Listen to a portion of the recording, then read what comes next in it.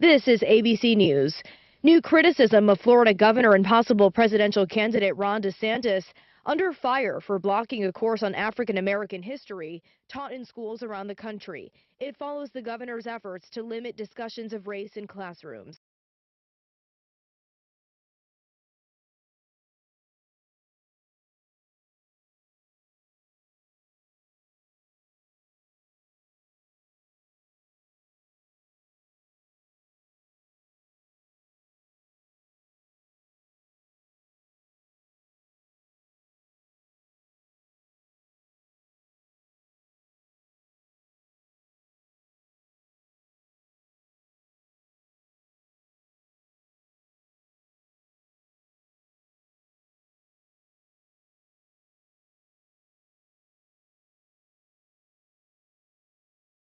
Hello, this is Joe Cordell. Cordell & Cordell is a firm that practices family law exclusively. We focus on only one area of the law to maximize our strength and effectiveness as advocates for clients that have everything on the line: their homes, retirement, savings, and most importantly, their children. We're the partner our clients count on. If we can be of help to you, give us a call. Schedule an appointment with one of Cordell & Cordell's Denver area attorneys. A partner men can count on. 303-221-DADS. CordellCordell.com.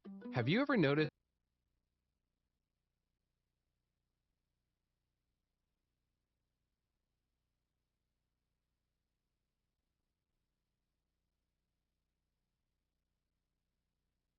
is the fast and easy way to clean your floors with ultra-thick pads that trap and lock dust before it gets in the air. Just a couple minutes a day, And dust is gone. Swiffer Heavy Duty Sweeper. Proud partner of the American Lung Association.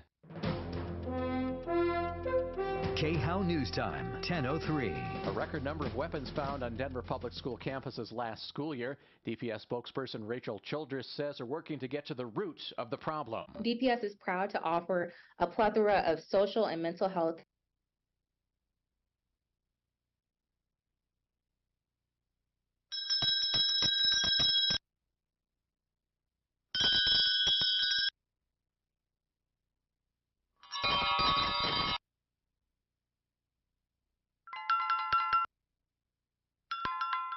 Begin February 28th. Tolls of up to $4.50 will be charged to express toll account holders who use the lanes during the morning rush hour.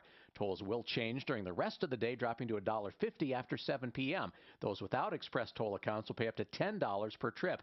Vehicles with at least 3 passengers, motorcycles, and public transit vehicles will not have to pay those tolls. That's the latest. I'm Chad Bauer. Now, Impact Traffic. This report is sponsored by Discover. Looks like the morning commute is smoothing out throughout the Denver Metro for that 10 o'clock hour. I-25 southbound, we are still seeing some slowdowns between I-70 and Colfax. Looks like speeds in the 40s and 50s. Heading to the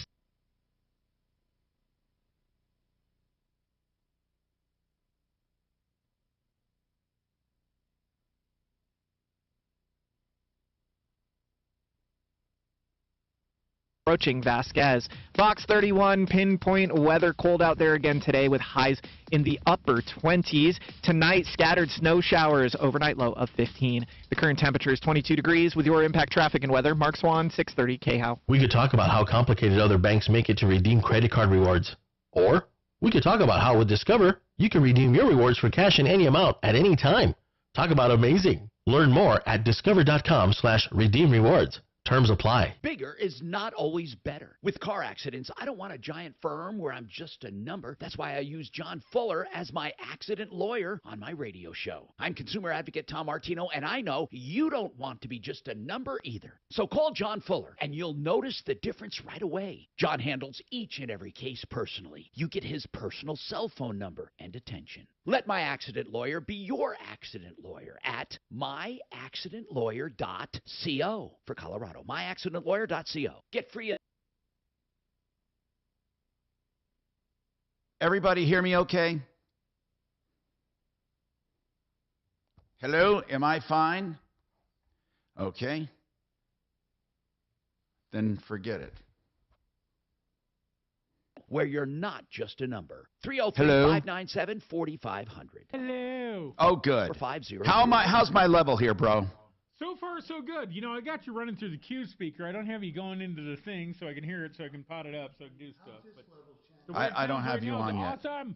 Snoring. Hey, it's Ross, and my snoring had gotten No, I worse can over see you're time, and I fine, was Joe. waking Okay. Kristen up a lot during the night. I'm gonna keep Refresh that helped muted, me and beat I'll turn it snoring on when and the serious you're- health risks of I'll sleep turn it on apnea during the with a show. custom-fit dental appliance and no CPAP machine. Let Refresh help your marriage and your health. Get started today at refreshedsleep.com. That's refreshedsleep.com. I don't care what insurance company you have, when you file a residential or commercial claim, they're going to try to screw you. I'm consumer advocate Mark Major. The insurance company has one goal: pay you the least amount of money. You need someone on your side.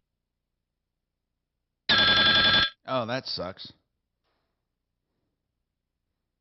I'm trying to find a dinger.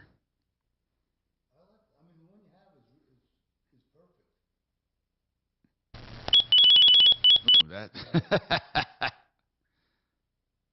Free hair grafts. AdvancedHair.com. Inflation Salvation. Keep listening every weekday from 9 a.m. to 5 p.m. for your chance to win $1,000. Just listen for the hourly keyword, then enter it at khow.com. I'm on it every hour. It was so easy. Thank you so much. Sponsored by Guy Reese. Brighten your home and save 10% on Benjamin Moore paint by joining the Guy Reese loyalty program. Stop by a store or go to GUIRYS.com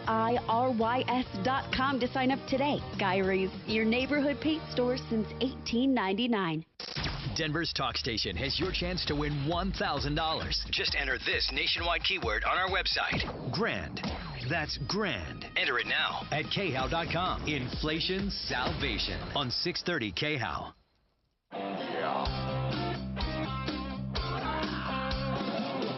Ripped off, bad news. You need advice so you don't have to lose. We'll come running just as fast as we can. Troubleshooter's gonna help the common man. This is the Troubleshooter Show. Now, Tom Martino. Hi, I'm Tom Martino. Welcome to the show, here to help you solve problems, answer questions, take complaints, and make your life just a little easier. Yes, we've been doing this for 40 years or more in Denver, recovering hundreds of millions of dollars in cash, merchandise, exchanges, refunds, and services. The gang's all here. Let's talk and find out what we can do for you. All you have to do is call 303. 303-713-8255. Oh, I apologize. You dropped your back. Plugging my headphones Well, in, what's but going that'll on, take Mark? me about 10 seconds. Here's a bottle Hang on. ripped off, taken advantage of. Hey. Go ahead, Thomas. Not my fault. Admit it, Shannon. You had me turned down. Oh, I Yeah. didn't touch anything. Come on, man. You hit the mute button. Yeah, maybe. I wish he had a mute button. Yeah, how long have you known Tom? Hey. Yeah, you're right. So, You're right. So, Mark, what were you going to say? Keep going. I was going to say I got to get my headphones on. That's what I was saying. Okay, so do you know what I'm going to the phones. Phones always take priority. Today's car day. We have our experts, and you can call with any car-related problem. The number one, what do you think the number one problem facing business today? The number one problem, other than inflation, supply. Employees. Okay. Yes. I didn't mean that. I meant with customers. But you're right. Getting the right people, number one. Okay. Number two, chargebacks. Chargebacks. Oh, my God. Chargebacks more than ever. And now a lot of credit card companies are siding with consumers over just buyer's remorse. So if you've ever had a chargeback, let us know. By the way, Kevin Calkins with us today from SheridanAutotech.com. David wants to talk about a roofing job. Go ahead, David. What's going on? Hold on. Okay. Am I dropped? I don't hear anything. Are we here, bro? Are we here?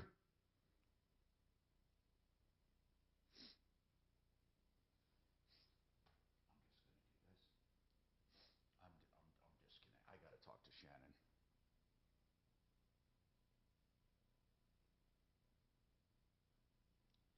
I got to figure out what's going on. I can't even hear the station, so we were.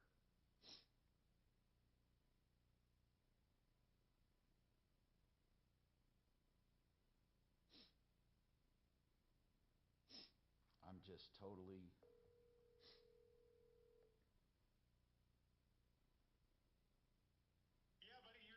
Shannon, what happened? I turned.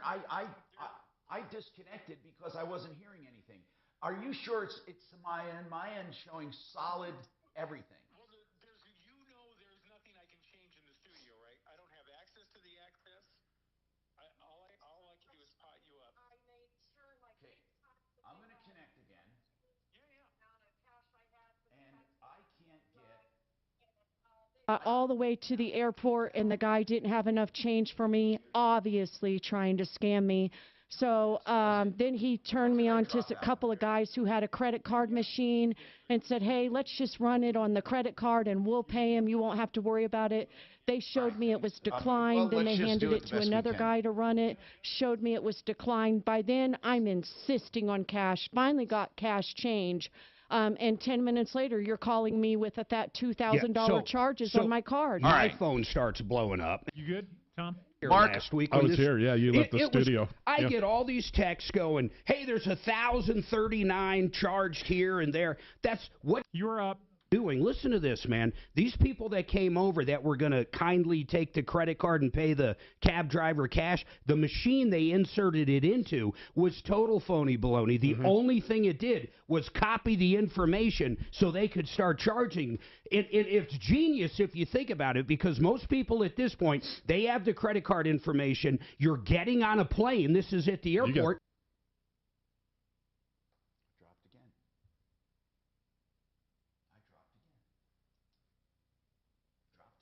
I don't understand it.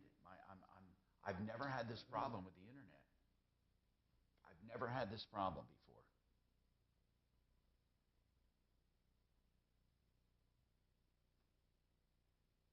Had a roofing job done in April, and right away I noticed some nails popping up through. Got you back. Underneath. Yeah. And they come out and fix. So what's happening, man? Up on the roof last Cutting week, in I and noticed out. another 6. I saw that. I don't know Is this why. a common thing for a new roof? Well, honestly, they should have. There's a strength test on that. They do a test where nails should. He just started this call. Did you hear the beginning or no? I honest to God don't think that's normal. No, but I'll Suzanne, listen. let's get Jay Bretz or one of our roofers on, even Petrali, whoever you can get on first. I want to ask that question. If it's constantly happening, I would say there could be a problem with the install. There is a strength test when it comes to the glue and the nails, and depending on the product, it should be X amount. I don't know what products you have. Is it just asphalt, like a Class 4 asphalt or Class 3? What is it? It's just an asphalt shingle. And, I'm thinking, there's been thousands of nails put in, and all total I've had 15 over the last. I don't know if that. Well, hold on. Some of that. That's normal, because when they use that nail gun to put it down, why are they popping up? Is there no? Okay, some of that, Mark. Some of that could be the decking, the plywood decking. Well, I was just going to say there might not be decking at all right there. Or it might be a bad bigger decking. issue. Jay Bretz is with us. Jay, and by the way, I apologize for dropping out, Mark, and thank you for taking over. I don't know what's going on with broadband today. But anyway, Jay Bretz, Excel Roofing. Jay, what would cause nails to continue to pop? Hey, guys, there's a couple reasons that might happen. And you're absolutely right, Tom. Bad decking. And when I got into roofing, I didn't know what the heck decking was. So just to explain to all the listeners, that is the wood that covers the top of your house. And sometimes if that wood is getting bad, it does not hold the nail properly. Also, one of the things that causes this to happen is inadequate attic.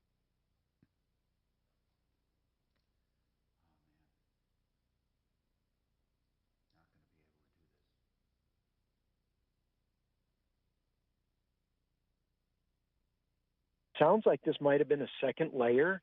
Was that correct, or is it the first layer?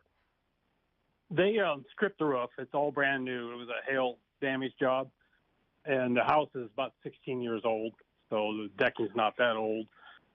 But that's all I know as a homeowner. It's a brand new underlayment, brand new. I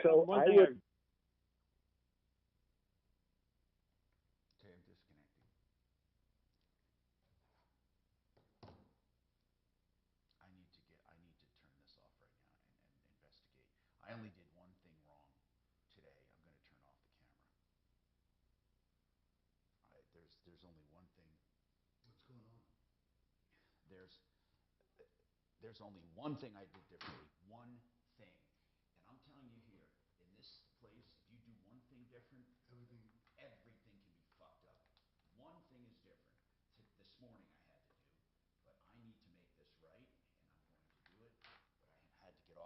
do it, and I will not. I promise I'm not going to get on my knees or do anything to hurt myself. But I turned off the camera, and I'm just doing this, and I'm going to get to the bottom of it. Because this is I fucked with that fucking broadband wire, and the broadband wire is absolutely the culprit. Because if you did nothing, if I did nothing wrong, nothing different, that's the only thing it could be. And I am done fucking with it.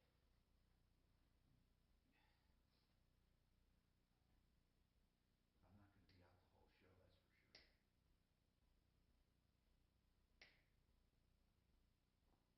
that's for sure. I'm sure that's what it is. I'm positive. And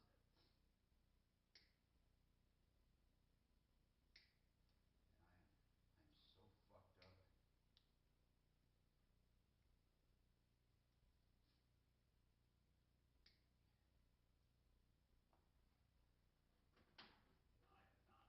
I'm making believe I'm in bed. I'm not. I promise you, I'm not on my knees. I'm not doing anything wrong with it. They told me I was fucking myself up. I would never do it. I'm done fucking injuring myself. Yep. Guaranteed that's what it is.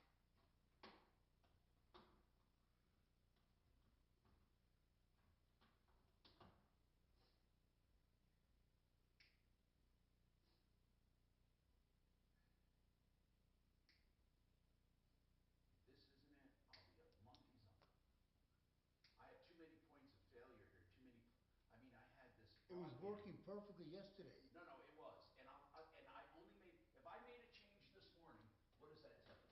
That the change fucked it up. Of course. There's only one change I made, and that's exactly what happened.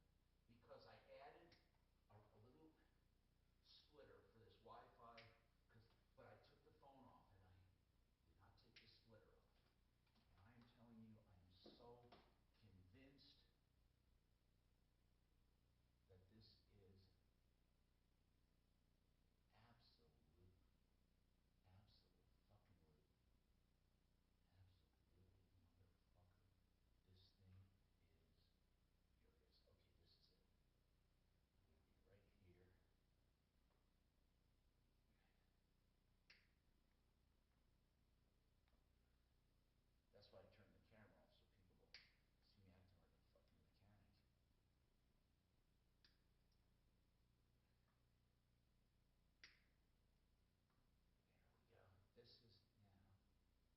a fucking mechanic. There we go. This is now going to be the answer. I will fucking guarantee it, and I will get it all done. Just going to get rid of this wire. There we go. There we go. Fuck.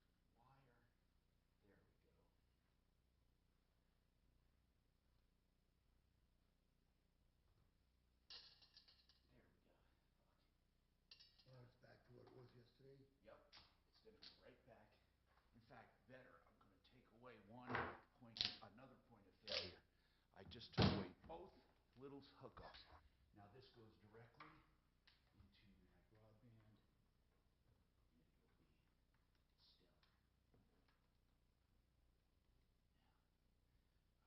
I will connect in a second, and we'll be perfect. That's why I kept it.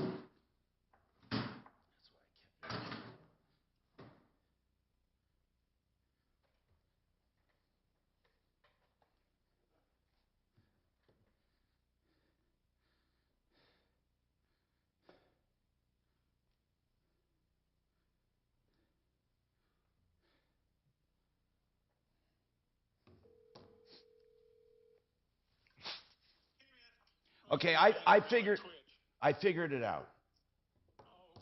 Okay, so I'm gonna hook back. I had nothing. I'll explain it later, but I fucked with something this morning with a cord, and that was what it is. Okay, I'm gonna reconnect.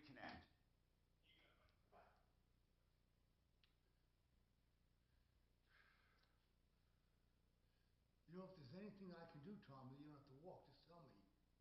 Okay.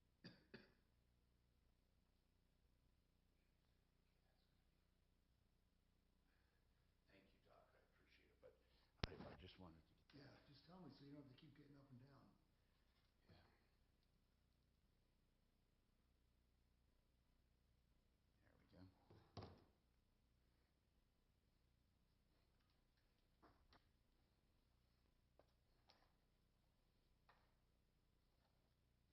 Now my headphones are dead. I know. Yeah. I didn't connect yet. Okay.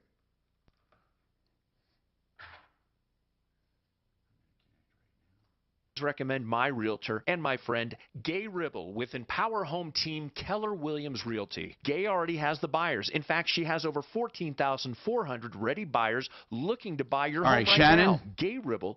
Gotcha, man. All right, this should be Hold on. strong, Now but go we'll back see. the other way. Go back the other way quite a bit. Okay. Keep going. I want Kevin in the shot. Keep going. That way. All right. A little more. Right there. Perfect.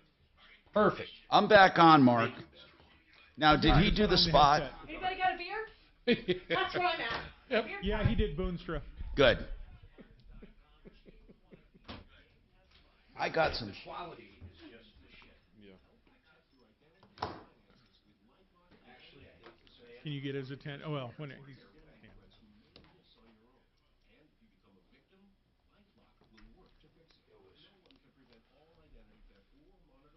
Moving that thing over there, I think, just did it perfect. Perfect, man. We are both in the frame like Cool. titties. We're like a perfect set of titties. Perfect set.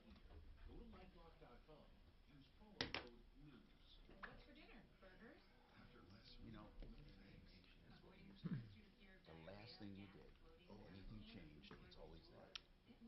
It's always. Everything was perfect, and then something happened.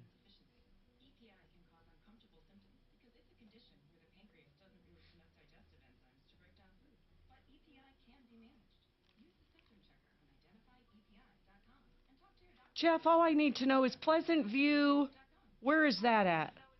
Oh, Jefferson County. Okay, hang tight a minute. Listen to the phone. When you hear your name, come on and tell Tom all about this.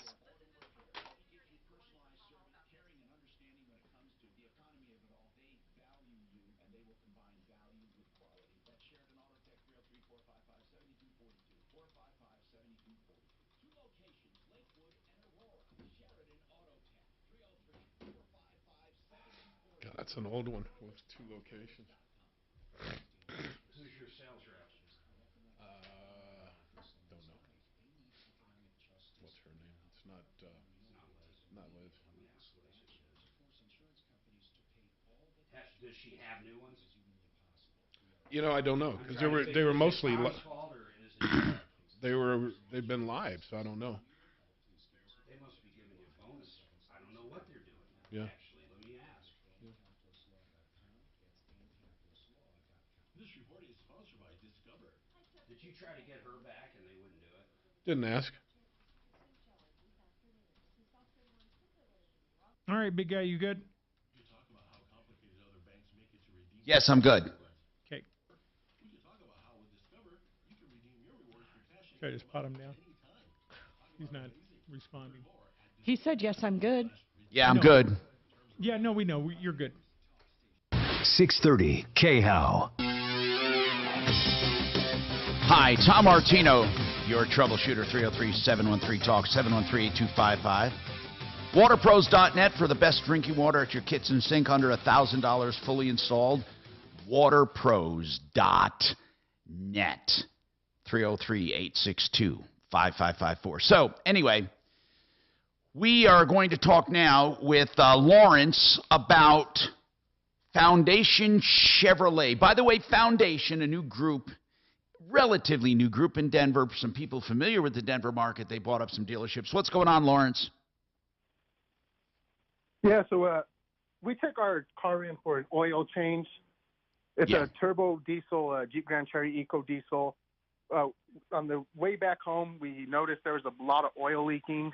We called the dealership. They took it back. They said there was a cap that was busted. Lawrence, So how old, what year is this vehicle? This is a 2015. When Kevin, I wanted to ask you something. Do they still make turbo diesels? Yeah, Jeep was in and out with them. Yeah, it's a nice setup. It's a But are great they setup. still doing it? I don't think they are right now. No. Okay. So after an oil change, you had some oil. Yeah, so then we called them back. They said they had to replace a cap. The service manager said he shoved the cap down in there. And on the way home, we were almost home.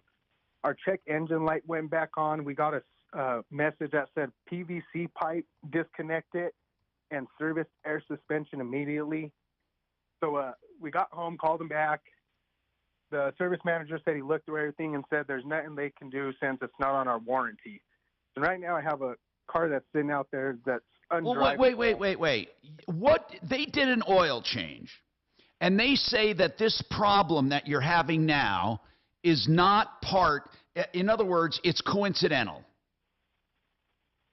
Yeah, this problem just happened after they did the oil change and replaced the cap. They said that was leaking the oil out from the side. Now, of the Kevin, you know that expression we have in the auto business. Oh yeah. And it is when you own the car. When you touch it, you own it, meaning everyone is going to look to the last thing to happen, especially if it happened right afterwards, like with Lawrence. Which is reasonable. Okay, so let's find out. Lawrence, did you actually have someone other than Foundation diagnose what is wrong with it now? Yes, the Jeep on 104th in almost Federal. Okay, you got to stop going to dealers, by the way. But okay, what did they say is wrong with it? They said there's a PVC hose disconnected in the air suspension hose on the bottom where that. Kevin, would any of that been touched with an oil change? The PVC definitely. Yeah, that's where the cap is. So, what is the problem, Lawrence? It sounds like a simple fix, right? Just connect it back. Yeah, and that's what we thought. And the service manager said that he cannot figure out where that PVC hose goes. So, right, yeah, and I got when we got the thing, they told me it's going to be anywhere from $2,000 to $5,000. Oh, wait, Lawrence, that's ridiculous. Come on, man. How many miles on this?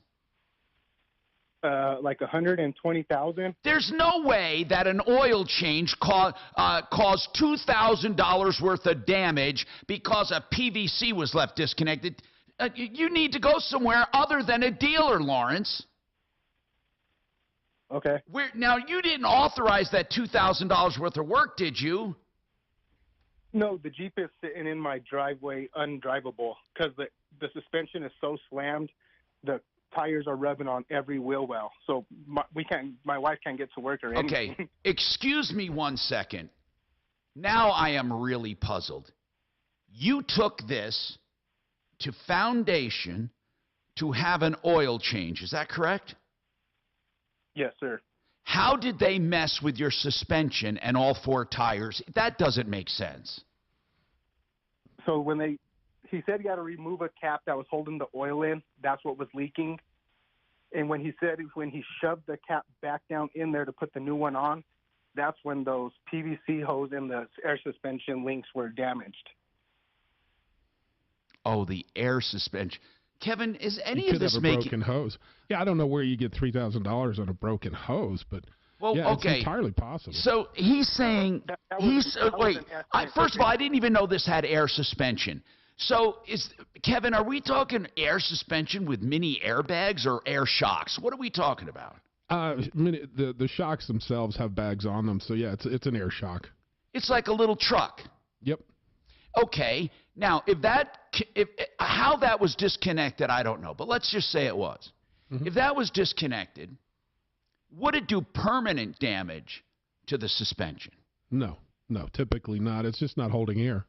Man, Lawrence, you're not going to like hearing this, but you got to take it to someone we know and trust. I mean, there's no magic here. We can't just guess what happened. But I will tell you this.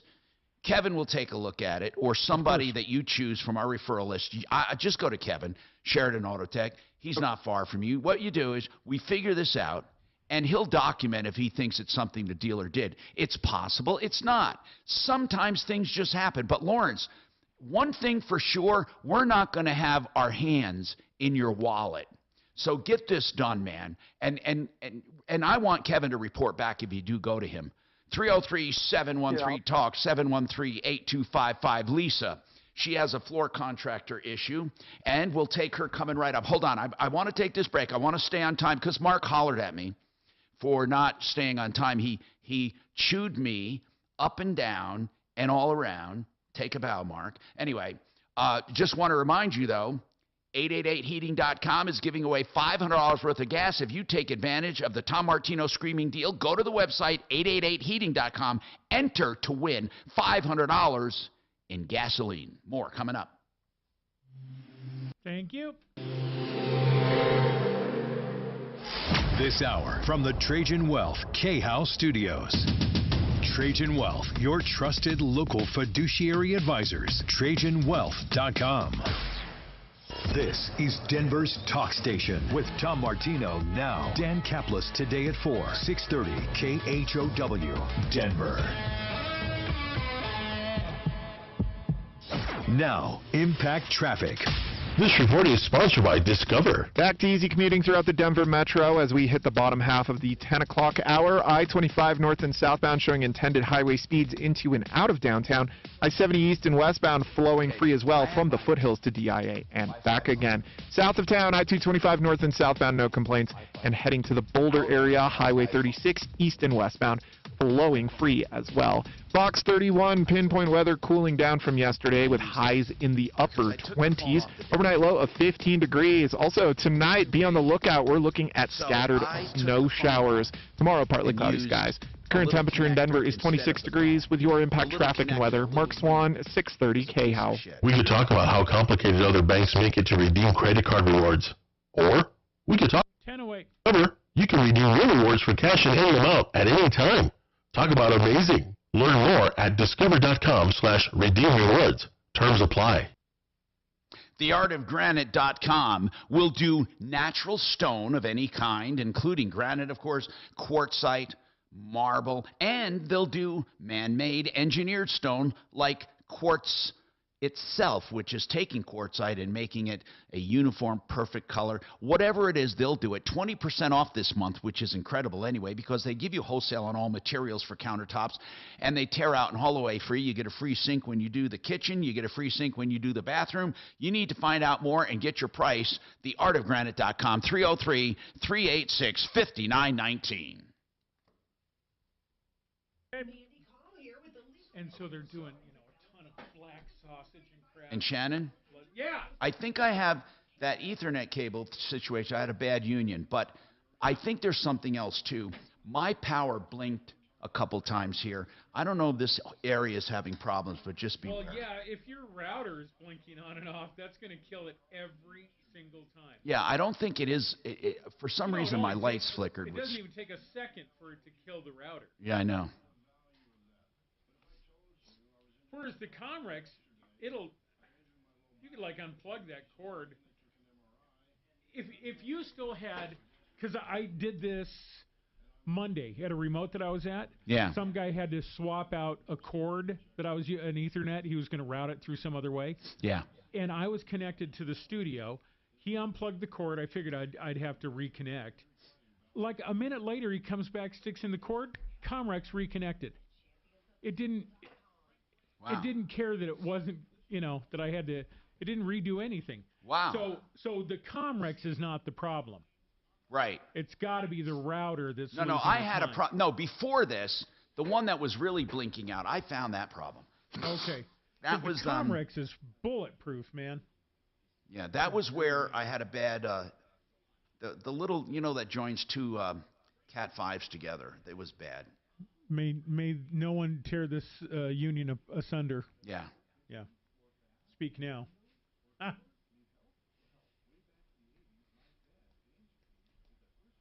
Well, we hated losing you there. That's for darn sure. Yeah, right. No. Mark's in there trying to do his nails or something, and he's pissed off because you're not there.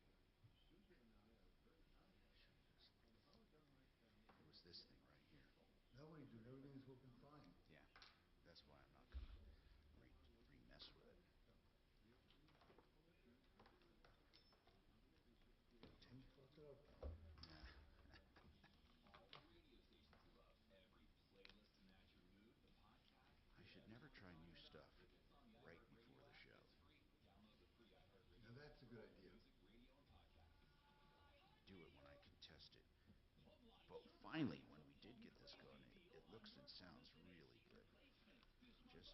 Lawrence, any other questions? It sounds like you need to have it checked out by Sheridan Auto Tech or something. I mean, he does. There's no doubt about it. The guy is being told all kinds of crap. That's not true.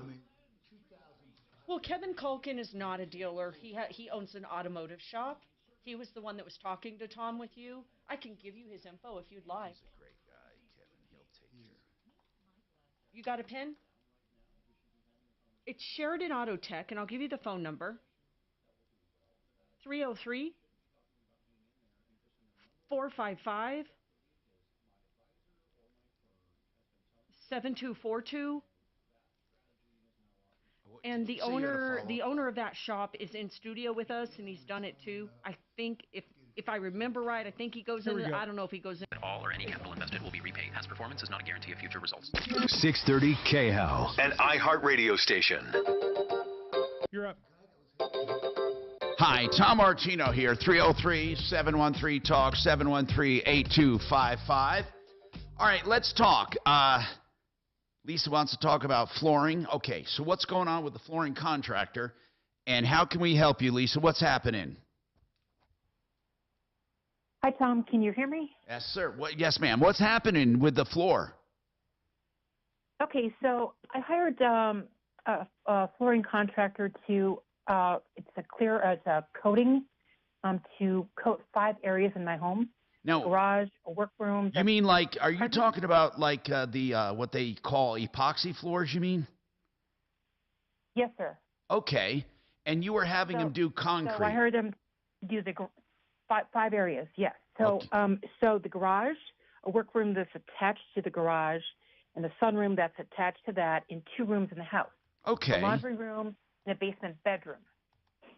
What happened? So I paid them half the money on June 24th, and they came out on August 4th to do the work. So when they arrived, there was 2 guys, and they were supposed to have this done in 1 day. So I was like, really? You guys can do this all in 1 day? How much did you pay up front? Almost $3,200, $3,196. Okay, got it. So what happened then? So they started grinding the garage floor, and then they started to coat it. And then I went out to see how they were doing, and one of the guys is on his knees, like making a line between the workroom and the garage, which are connected. And I said, why are you doing that? And he said, well, this is where we're ending. And I said, you were supposed to do all of this. He said, well, it's not on our work order. So they were supposed to be here for 8 hours, and they were here for 4. So, well, hold on. What did they get done? That's the most important thing. What did they get done in 4 hours? Just the garage, but they didn't do it correctly. Now, when you say they didn't do it correctly, what do you mean? So the coat, there was not enough coating on the flake. So they coat it, they paint it, and then they put this flake down, and then they top coat it. So there was areas that were missing coating and. I mean, if I walked into your garage, would I look at it and say, "This sucks"? Yes, but they've since redone it. So this is, I've lost count of how many times they've been here. Wait, they redid. Hold on, they redid it. They did. So they came out again, and it's been a series of different crews, different workers in different quality of work. So the end result now is they're all done, but there's various I don't even want to call them imperfections. They're bad mistakes. Like the last time they came, they glued a nail into the basement floor in the laundry room in the walkway, which I don't even know where the nail came from. And it's kind of cocked sideways so that the head, it's a big-headed nail, so it's sharp. So I have duct tape over that so I can walk over it. There's splattered on the walls in the basement. There's this clear coat and the flake glued to the wall that I can't remove. There's a screw glued into the floor in the workroom. In all those walls, not the garage because it's just concrete walls, but in the workroom and the sunroom, it's drywall and painted. And this coating is glued to those walls and the flake. Now, when you say how far up, and is it spattered or is it literally covering the whole wall? It's spattered. So you mean it's like from sloppiness, you're saying? Correct. So what does the company think about this finished job right now? Well, so they keep stringing me along because the last call I had a text from the scheduling manager because they said, don't talk to anyone except this person. So I've been talking to her, and they've canceled numerous appointments to come and just correct this work. Well, what they're going to have to do, they're going to have to sand the drywall and repair that. They owe that to you. And then they're going to have to sand and repair the areas where they screwed up. I mean, do you have any pics of this stuff? I have multiple pictures. So that's all I want them to do. Either come and finish the job correctly or give me my money back so I can have someone else do it. I agree. But like I said, they keep how much me along. did you pay did you pay the other half? No, just Good. the first half. Okay. How much is... Also, I'm supposed to get a warranty on this work, and I've been promised the warranty twice. Well, I wouldn't put much stock in that warranty. But what I'm asking is this. For the half that's due, would that be enough to fix it? I don't know. I mean, I haven't had another contractor come out here. Well, I would have Garage Magic look at it. I mean... well, that's the people that did it. No, Mark. Who's the... I'm sorry, not Garage Magic. Garage Kings. Garage Kings is who I meant. Garage Kings. Yeah, Garage Magic. I'm going to tell you what happened. They are not doing it anymore. So when was the last time you talked to them? I mean, what I'm saying is they're not out of business, but they're shutting down because they just couldn't keep up with the work. They couldn't get enough employees, and we're going to make sure they take care of it or give your money back. Excuse me. What about not giving money back? What about the other half? I'm wondering if that's enough to fix it. Then you're whole. That's what we have to find out. So can we have, Mark, can we have Garage Kings go look at it? Well, let's figure out where it is. Where is it? Longmont. God, Longmont. I don't think they go up that far. Oh, man. See, here's the deal. The imperfections, I'm not talking about the wall. The wall's simple. But the floor, the imperfections in the floor, where the nail is, they can easily remove that and do some sanding, do some patching. But where else is the floor itself screwed up? Well, so when they redid everything, this is a long story, but I had to remove all the things from all these rooms, right? So everything from the garage and the workroom are now in my sunroom. So I told them, I'm not going to move anything back until you finish the other two areas. So they have not redone the sunroom. And the other areas just need to be corrected and the walls fixed. So in the sunroom, like I said, they told me one guy completely removed the coating from the garage floor. The other guy said he didn't need to do that. They just needed to recoat it. So well, I don't know. It really depends. Sometimes they do and sometimes they don't, depending on how bad it is. That's why I wanted somebody to look at it, but it might be difficult to get somebody to go out to Longmont. But I would be curious, though, if we could, let's say, finish it, if you could be made whole for what's owed. I'm not sure you can. That's why somebody's got to eyeball it. Or do you have any floor companies up there that do that? I'm not sure. I did my research hold on. last year. Well, you know what? Hey, Mark, do you know, before we even find out, Mark, do you know if Garage Kings goes up there? I do not know. I don't think they do. That's pretty far, man. He's out of Parker. Okay. So that is pretty far. But I remember him saying up and down the Front Range, I don't know if Longmont's considered that or not, but let's try. Let's just call them and ask them. Susan, I'll text them right now. Yeah, let's just find out. 303-713-TALK. Lisa, we got to figure out something. But as I said, are they trying to collect the other money from you right now? But I haven't received, anything that says, paid in full or anything like that. So I'm afraid of, they're going to come back and say, hey, you owe us this money. Yeah, hold on. Just hold on. One Clear Choice Garage Doors for all your garage door needs. A great company. OneClearChoiceDoors.com for openers, for any part of the door, broken springs, the entire door itself, whatever it is. OneClearChoiceDoors.com. Thank you. Now, Impact Traffic. This report is sponsored by Discover. It is a beautiful drive throughout the Denver Metro, especially after the busy morning we've had. I-25 north and southbound back to highway speeds from one end of town to the other. The same can be said for I-70 east and westbound. We're seeing flowing speeds from the foothills to DIA and back again. And out west, it's an easy drive all the way to the Utah line.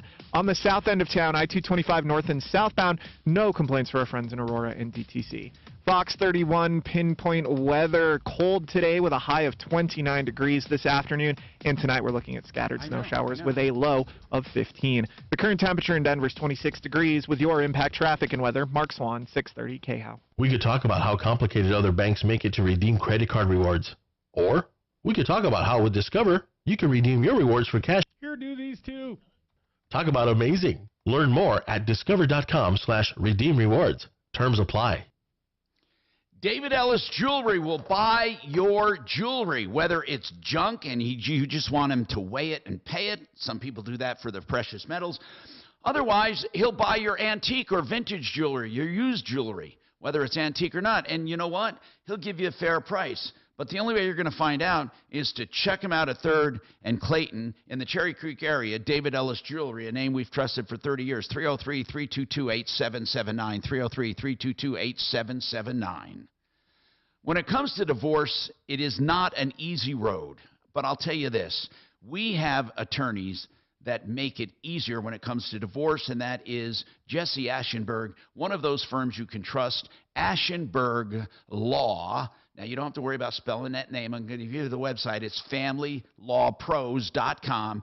You can depend on him to take the heat out of the situation and to deal with your divorce, legal separation, child custody, modifications of orders, and all of that in a very comfortable, non-threatening way. And he will try to keep the cost down. Online scheduling, electronic payments, portals for sharing documents, Zoom, text messaging, plenty of parking if you need it too.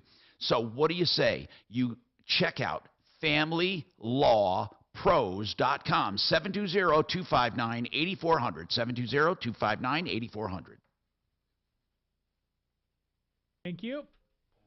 She was So, starting to. ended Can I up. put this on YouTube? I don't care. Yeah. Break. Yeah. So I ended up on the toilet before leaving for the excursion. Then I started feeling better. Then I get all What's the way that? to the excursion. We're at the marina waiting in line to get on the boat. I like the longest day of my life. I had terrible bathroom problems, flushed the toilet, stood up, had to puke, went to puke. My shades fell in the Mexican toilet. I mean, you could, honest to God, Shannon, it was like a fucking Suzanne was, nightmare. she got fucking Then I ended up Montezuma's on revenge. that effing boat. Now, Got you it wanna know coming what out saved both me? ends. Adeline When goes, it's coming "Mom, out the why top don't you end, try some Dramamine?" phone falls I don't in the take shitter. Dramamine 'cause I don't Or have not any phone, motion I'm sorry. sickness. I took one. $100 I shades. had about, I was 80% Did she better keep I right them? dropped now. my phone in the shitter one time. Sanitized Yeah, she Really like sanitized the it. shades. You're definitely gonna. until I get new ones. I got to order new ones. Shannon, it was, but it was in and out Like of me in Seinfeld. 24 hours.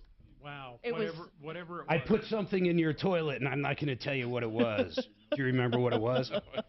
His toilet brush. Oh, Shannon, it was And he such threw it a out. nightmare. Like, there is nothing worse than being in a Mexican toilet. I'm sorry. All right. On a marina.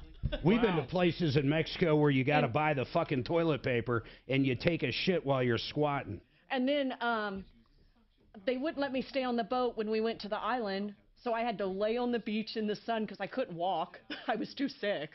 And and we tried to sit and order some waters and some guac and chips at a little outdoor beach restaurant. Said, sorry, $50 minimum. Well, our excursion already included lunch. So I wasn't going to spend $50 on food just to sit in the shade. So I ended up laying on the beach. Poor Adeline. Adeline and I had a great time, but it was a rough last day. Rough. And I am over Mexico. I'm hearing that. At Turks and Caicos, Aruba, freaking Bahamas. That's my jam. Not now, but yeah. Hey, Suze, Yeah. did you hear about two things in Mexico? There was one guy that they said fell off the ledge who was murdered. He was an architect. And then there was Yeah. a guy who went to visit his fiancée. He was driving in a car with his fiancée and two other people. They found the car shot up with multiple bullet holes and 4 bodies that were buried. It's totally lawless out there. It is. It's the resorts are great, but man, you're two ladies out in the town or something. Oh, Forget you got to be about nuts. it. You have to be crazy to leave the all-inclusive place. Yeah, and we did. And let me tell but you, Turks. they were excursions that were part of it. I mean, Yeah, we were on an excursion, Right. and it's just, oh, Ken, when I was that sick and couldn't get our money back, and oh my God. Yeah, you know, I'm with you. I'm Let me tell you, shocked. Hey, Turks and Kimbo, Caicos is I'm beautiful. shocked at how much Dramamine helped my nausea. Seriously. Seriously, I didn't know Dramamine did that. I didn't realize it either. Yeah, but the next time I have any sort of stomach issue, I'm going to try Dramamine for the hell of it, because it fixed me for about, 3 or 4 hours. I was about 80%, but I Well- still just I was just too weak to walk around. well, go to Turks and Caicos. It's beautiful, and they speak English. yeah, it sounds like a rip-off Well, the reason joint. we did Mexico, because Addie's still under 21, and I didn't want to have to you sneak can, her booze. Kevin, put the headphones on and go offline if you're not offline. Because you have no idea who I'm talking to, do you? None whatsoever.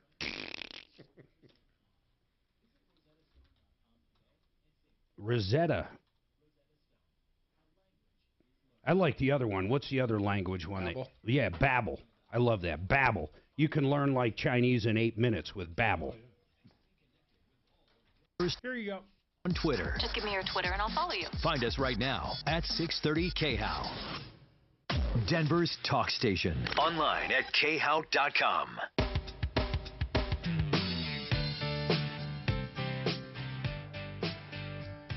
Hi, Tom Martino here, 303-713-TALK, 303-713-8255. People are still getting loans. Ideal Home Loans is writing those loans if you need them. So idealhomeloans.com, 303-867-7000. Life is not standing still right now. Idealhomeloans.com. So TJ is with Garage Kings. He's on. And TJ, I imagine from time to time, I don't know, maybe if somebody's not being careful, they're going to get some splatter on drywall from the flakes and maybe some of the clear coat. I don't know. I know that you don't do that, but it happens. So what I'd like to know is that an easy fix? Does that sand off? And if it gets on drywall, what's the fix for that? You could paint over it, Tom, or you could sand it off and just paint over it. Yeah. It's the final coat guy. He's just going too fast, and it just throws flake up on the wall. Okay. From the roller. And let's just say she owes $3,200 to this company, and they waive it, or we get them to waive it. Would that be enough to do? Lisa, how large is that laundry room? Oh, I'm not really good with measurements. So I'd say. If you walked, listen, if you walked across the room, if you walked lengthwise or widthwise, how many steps would you take to get from one end to the other? Not baby steps, just normal stride. Let's see. Huh? 8. I guess I didn't hear that. Did you hear me? 8. No, 8. You would take 8 full strides to get across the laundry. You got a giant laundry room. Wow. Yes, it's pretty big. It's it's got a water heater in, Okay. washer dryer, Okay. areas to fold clothes, things like that. Okay. And then if you walk the other way, how long? How many steps? About the same. You have okay. Okay. Wow. And I'm pretty short though, so I don't know if that makes a difference. No, but when I say steps, I don't mean one foot in front of the other. I'm talking about like if you just are walking normal, you would walk about 8 steps to get to the other side, right? Okay. All right. Yeah. So 8 steps would be about I mean, my God, at least 20 by 20. I'd like to see pictures of this this horrible job. Yeah, and we got to figure out. Okay. And anyway, the remaining part, that's you say what not the laundry room that's not been done, but the remaining part, what has to be fixed still? Well, in the garage and the workroom, the splatter on the walls. No, let's forget the splatter on the walls. Tell me about the floors. And don't go spot by stop. Just go by what, Send us some pictures. Let's look at them. Okay, I can send you the pictures right now, or let's do right it. now. Let's put them up, and then we'll have TJ weigh in on it. So just TJ, do you end up cleaning up stuff like this from other companies a lot, or this is crazy? We do a lot. Just companies hire people off the street. Where my crew's been with me for over 7 years. All right, you hold on. We're going to review these pics and get back to her. And then Jeff has a problem with Pleasant View community. Rochelle has an employment issue. Plus, we have some great follow-ups from Deputy Smarty Pants coming up on the Troubleshooter Show.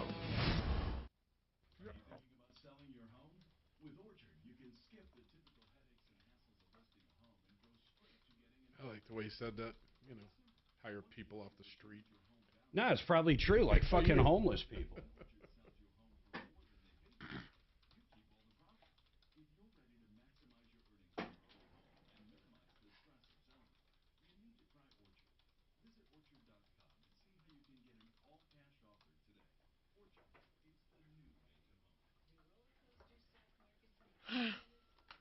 Are you ever able to email pictures over this top of the hour break? And I can send them over. Oh, perfect. You got a few minutes. Like, we don't come back for 7 minutes. And it's okay. Then I'll just send those over to TJ. His name is Tony. He's such a good guy. It does sound like he'll go look at the job for us. But if we can get it handled with pictures, at least an assessment or a good idea, that's helpful too. Okay, Lisa? Where you been emailing me? help@troubleshooter.com. Hang on.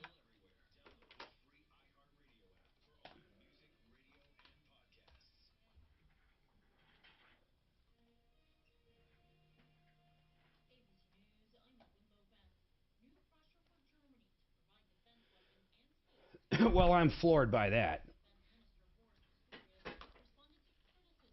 That's funny.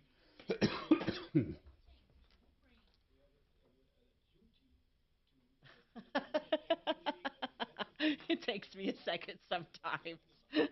I'm on a 4-second delay, Shannon. And sometimes I hit the dump button. She gets so bad, I got to go back 10 seconds in time. It sounds like her Mexico trip. She kept hitting the dump button. It was so bad. I couldn't believe, she let her rip in the pool. At least it was the last day. We went to Italy, and remember the day before we were leaving. Suze, can you get that woman, Suze? Yeah. Can you get that woman's last name? I'm on with that owner, and I want to give it to him. Rizzo, Rizzo. Thank you.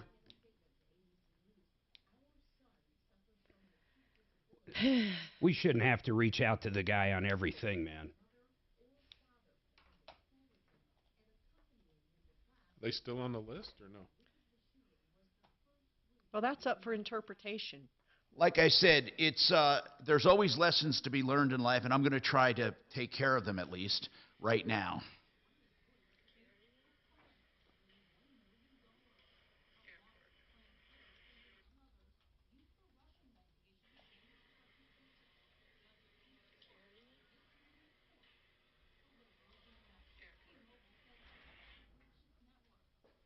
Did I fucking email the wrong guy?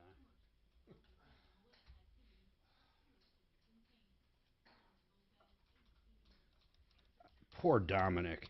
Jesus.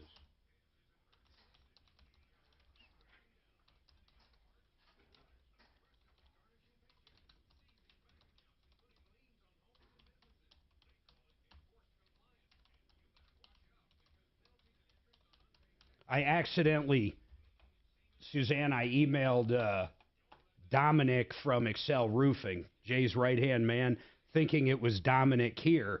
And I was like, do you have that login information for Switchblade? And he replies, I haven't heard of this.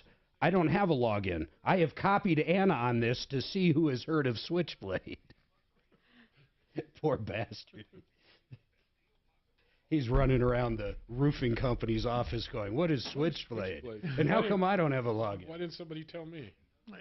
I was emailing Dominic what I texted you yesterday. This poor guy, he's like, I don't know. Thinks it's some code word. It's go time.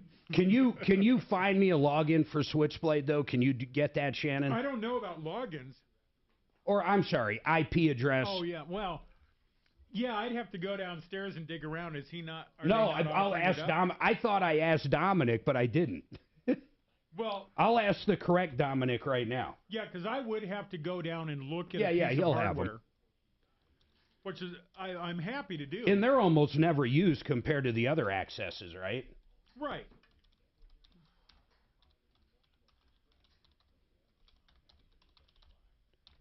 Essentially, we have 3 that are dedicated to KHOW.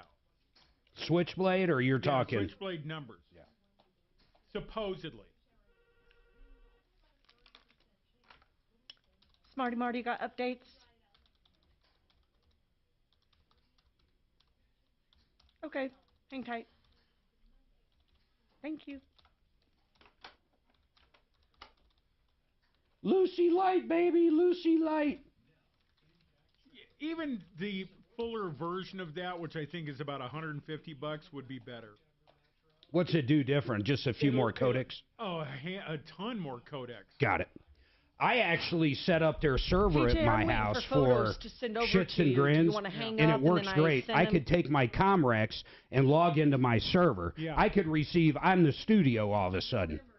The only problem is it's all about fucking bandwidth, man. Yeah. You guys here have like 100 up, 100 down.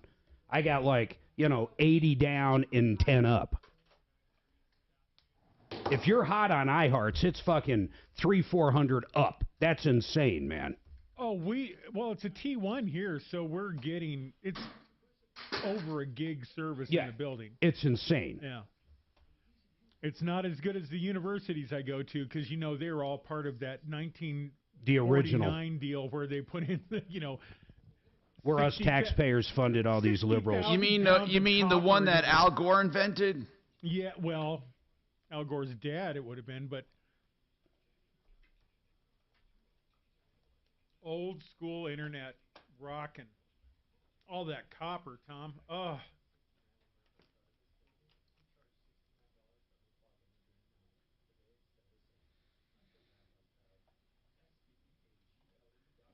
Hey guys, today's Deputy Dollar's birthday. Oh gosh. Hey, Deputy Dollar! Get your ass up here at 2 o'clock. We'll buy you a beer. And let us spank it. How many times would we spank it? But be careful standing up. Every time he stands up, he breaks something. Well, that's me now. Fuck, man. He rolled off his couch and broke his fucking leg or some shit. When? Remember? Deputy Dollar. He rolled off his couch sleeping and broke something. When? It's his birthday, Tom. That was months ago. Oh. What was it? His ankle, babe? What did he break? Which time? Come on, Deputy His Dollar. collarbone or something. When you rolled off the couch, what'd you break? We can't even keep up with your breaks. Maybe we're not thinking. Maybe his couch is 8 feet in the air. Could be. Why did Lawrence Fishburne play you in a movie? On 630 KHOW. What does the other guy? Hi, Tom Martino here, 303-713-TALK, 713-8255. All right, so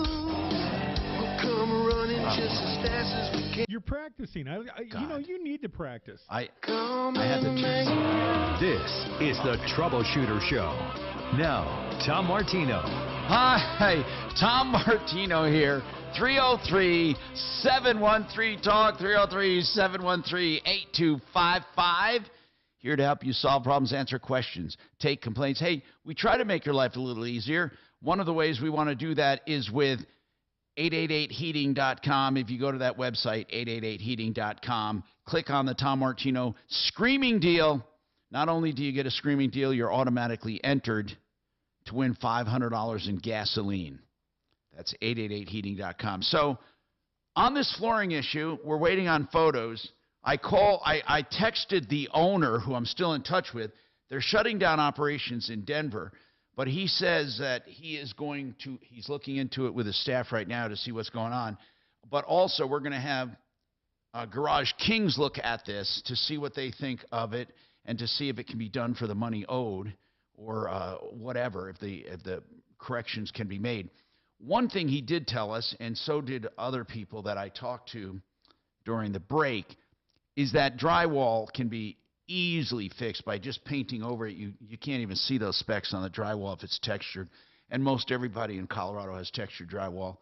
The drywall won't be the big deal. The big deal is going to be if there's parts of the floor that have to be resanded and done. Anyway, let's go to Rochelle, I believe. Now, Rochelle, employment. What's going on with employment? Well, I just had a quick question. I worked for a charter school, and on Tuesday I was put on unpaid leave. Why? The principal's been very angry with me since I took my son out of the school, and it's just kind of been a... Wait, what did you do for the school? Were you a teacher? No. I did operations. And you believe it was done in retaliation? Well, I don't know. Well, she was angry. She was very angry with me when I took him out of school and put him in another school. What was the official reason for taking you out, for putting you on unpaid leave? That I hadn't done anything that was on my personal support plan. Is that true? No, it's not.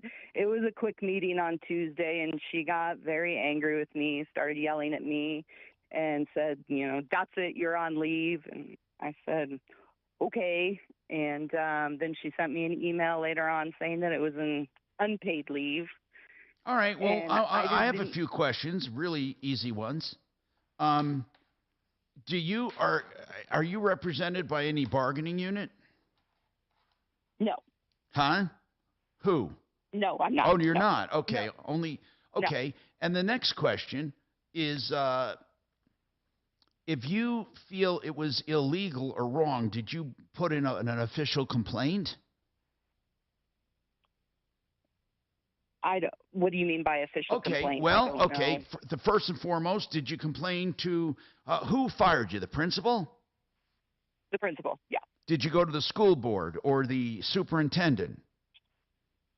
Well, there is no superintendent. It's a charter school, man. It's probably a private charter school. Well, she didn't say private. She said charter. So is it private, or is it a private charter school or a public charter school? It is a public charter school, but it is not part of a school district. It is part of the State Charter School Institute. Okay. The board does not get involved in these kind of disciplinary actions, is what I was told. And there's not really a superintendent to go to. The principal is kind of the highest that it gets. But there must be somewhere to go. Well, first of all, there's no. Okay, let's just get right to it. There is no requirement. First of all, there is no illegal reason for firing you that I can see. She can fire. It's at-will employment. Sure. What's that? It's at-will employment. My question, because I had read a couple things, and just because you read it online doesn't mean it's true, Yeah. was that exempt employees, which I was, are usually not put on unpaid leave unless there's some sort of investigation that needs to happen for a criminal reason. And if you've worked any part of that pay period, that they owe you the salary for the pay period as an exempt employee. Why are you an exempt employee? I did not. Why are you an exempt employee?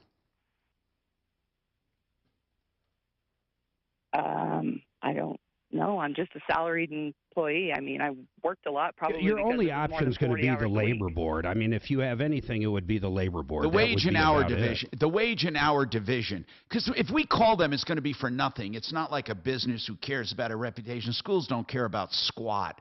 We've never had any kind of luck with public schools ever because they're immune to anything at all. They can do whatever they want. I mean, really, short of the school That's board very true. or the government. I mean, no, I'm serious. They're little fiefdoms. They're little dictatorships in many cases. And unless, really, it's serious. The only time people get involved, like the governor, the school boards, and all of that, is if the schools go against a woke policy of some kind. I have two quick questions, Tom. Listen, if it's a manager, and no offense to the caller, but I mean, she's basically your manager, whether her title is principal or manager, and she doesn't want you around. I mean, I think it should be that way in any school, quite frankly. Hey, Rochelle, two quick questions. How long will you put on unpaid leave? And number two, do you want to go back? So she told me that I was on unpaid leave through today. I believe today's the 20th. And no, I don't care to go back. I mean, my son was bullied pretty bad, which is why I took him out. He was not receiving any of his IEP services, neither are any of the other kids in the school. By the way, that doesn't really matter. What matters is this. What you said is correct from what I can see here. There is a law.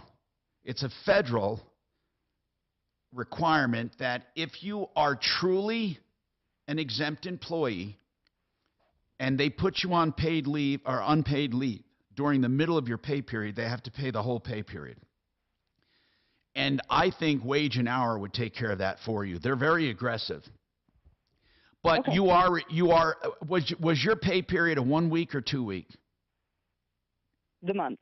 We get paid at the end of every month. It does. It says here during a work week. I think they can divide it into a week. I'm not sure. I'm not trying to interpret this law, but it looks like you are correct. Well, it says here generally an employee must be paid at a rate not less than their 1 week salary basis. So that sounds to me like they're dividing up your month into however many, weeks. Let's just say 4. But were you paid for at least that week? Or when were you put on? Were you put on leave after 2 weeks or a week or how long? No, I was put on leave Tuesday, which was the 17th. No, but I don't know what that means. Were you put on during the first week, the second week, when? In the middle of the week? Oh.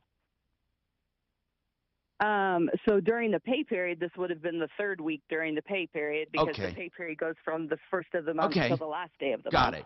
If it was the third week that you were put on leave, was it in the middle of the third week? Well, kind of. It was on a Tuesday. So it doesn't matter. I realize that. I'm asking you this because work weeks don't always coincide with the calendar. So I'm asking you, was it in the middle of your work week? Yes. Did they pay you for that whole week? Well, I don't know because I don't get paid until the 31st. Okay. They're supposed to. If they don't, you're going to have a good case there. But as far as whether they could do it or not, I think you're going to have an uphill battle. They're simply going to say to wage and hour, by the way, this is just the way it is. You had a bad review. So that's really, you have to let us know if you were paid or not. 303-713-TALK, 303-713-8255. Okay, we have to take a break. We got more coming up. And we have Deputy Smarty Pants on the line with a follow-up. And we're going to talk about how Boston market sucks. And I don't know why they're refusing to pay their bills. Mark, I'm not sure if they're in Chapter 11. Nobody seems to know. That's the weird thing. No one seems to know. We do know, though, that Frank Duran, the real estate man, is a great guy for a market evaluation of your home if you're looking to buy or sell. And if you do list your home, there's no obligation. You can cancel at any time. He never holds you to a long-term listing. But if you want an evaluation to find out what your home is worth in this market, Frank Duran, the real estate man.com, 303-920-1622. Flawless. Inflation salvation. Keep listening every weekday from 9 a.m. to 5 p.m. for your chance to win $1,000. Just listen for the hourly keyword, then enter it at khow.com. I'm on it every hour. It was so easy. Thank you so much. Sponsored by Guy Rees. Brighten your home and save 10% on Benjamin Moore paint by joining the Guy Rees loyalty program. Stop by a store or go to GUIRY. Here you go. Here's these two. Oh, he's got to do. I'll have him do the Paragon. Let me do mine first. $18.99. You know, if you're facing a divorce, it's really important that you get a law firm that understands your needs. That's why Harris Family Law will do an early neutral assessment of your divorce. Even before you file, you can hire them to look over what a divorce looks like from a neutral standpoint, to give you all the really down and dirty information. Harris Family Law can take in all of your divorce, and they can take it all or part of it, and you can do some of the legwork to keep the cost down. They also practice collaborative law, which means they agree with the other side not to file any motions and to keep prices down and to talk everything out. Why don't you give them a call? And if you're considering mediation, give them a call. They do that too, and saving thousands. 303-515-5000, harrisfamilylaw.com. Paragon. Thank you. I talk about Mountain the Gang so many times. If you have some kind of squabble with your insurance company, I don't care if it's commercial or after a hailstorm at your house and you don't think you're getting paid enough money, that is what Matt does. He specializes in getting involved and getting you paid properly. When my insurance company told me I get zero, you got me $70,000. If you're not being taken care of properly, call Matt, 719-726-0020. The entire Front Range, 719-726-0020. Hey guys, I sent you the Garage Magic photos, and I left a note what Tony said. Yeah, it looks horrible. I don't know if you guys want him back on for that. Yeah. He's happy to go look at it. Well, we'd like him. I'd like to at least talk to him, yeah, since he's willing to go out there, and then he can report back. Okay, I'll get him on. It's just sloppy as shit. I mean, that's the bottom line. The whole thing's sloppy. Oh, he says he might be able to get there before the show ends. That would be great. Hey, Tom, Lisa, that last one was 50 seconds, Are dude. you home right now? Because Tony's thinking... Magooski. All right, well, I'm going to close on my house on Thursday, Tom.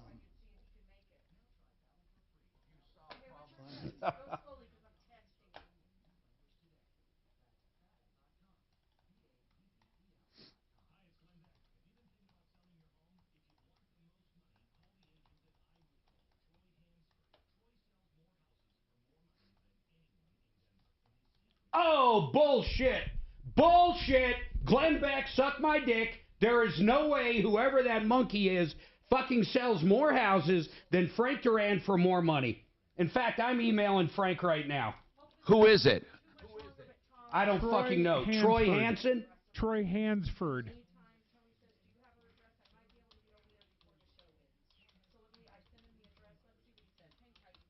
I'll fucking have that spot pulled if it's not fucking right. What spot? Troy Hansford.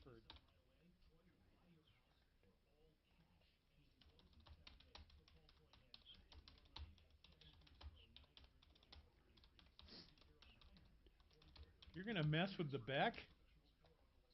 No, I'll go straight to sales on it. Bullshit. Then I'll start, okay, you know what? If you can just make shit up on the air, I'm fucking good at that. We'll do that. Yeah.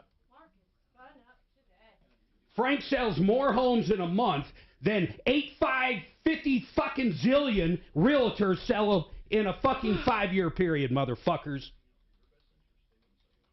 In a parsec.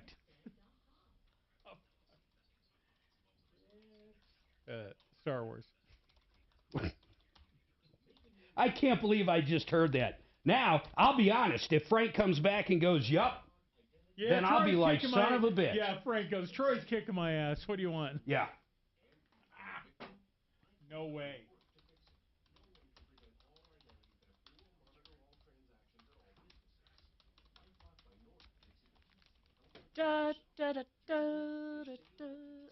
Let's see here. I want Troy's actual stats. I'll talk about it on the fucking Holy air. cow, Mark. God bless. Calm down. Do I have to? God Do I have bless. to get something from that machine in the Hey, I'm ladies' room? protective over Frank, man. There's not a better man out there. I want to see. I want Troy's actual fucking stats. Oof. God, Lee. Troubleshooter Show, what is your first name? Hi, Gary, in a sentence or less, what did you want to talk to Tom about on the show today? Okay, what do you want to talk to him about?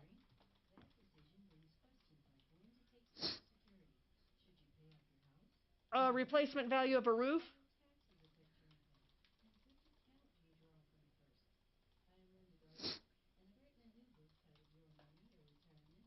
You got a cold, Tom? Yeah. He's Home back on the insurance coke. replacement value. On top of everything else. All right.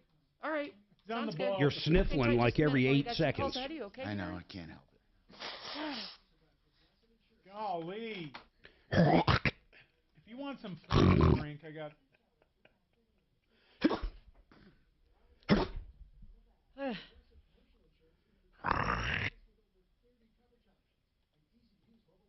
it's like being at a baseball game. What's going on? Mark, first of all, it's... No, last of all, here we go. Denver's talk station, 630 KHOW.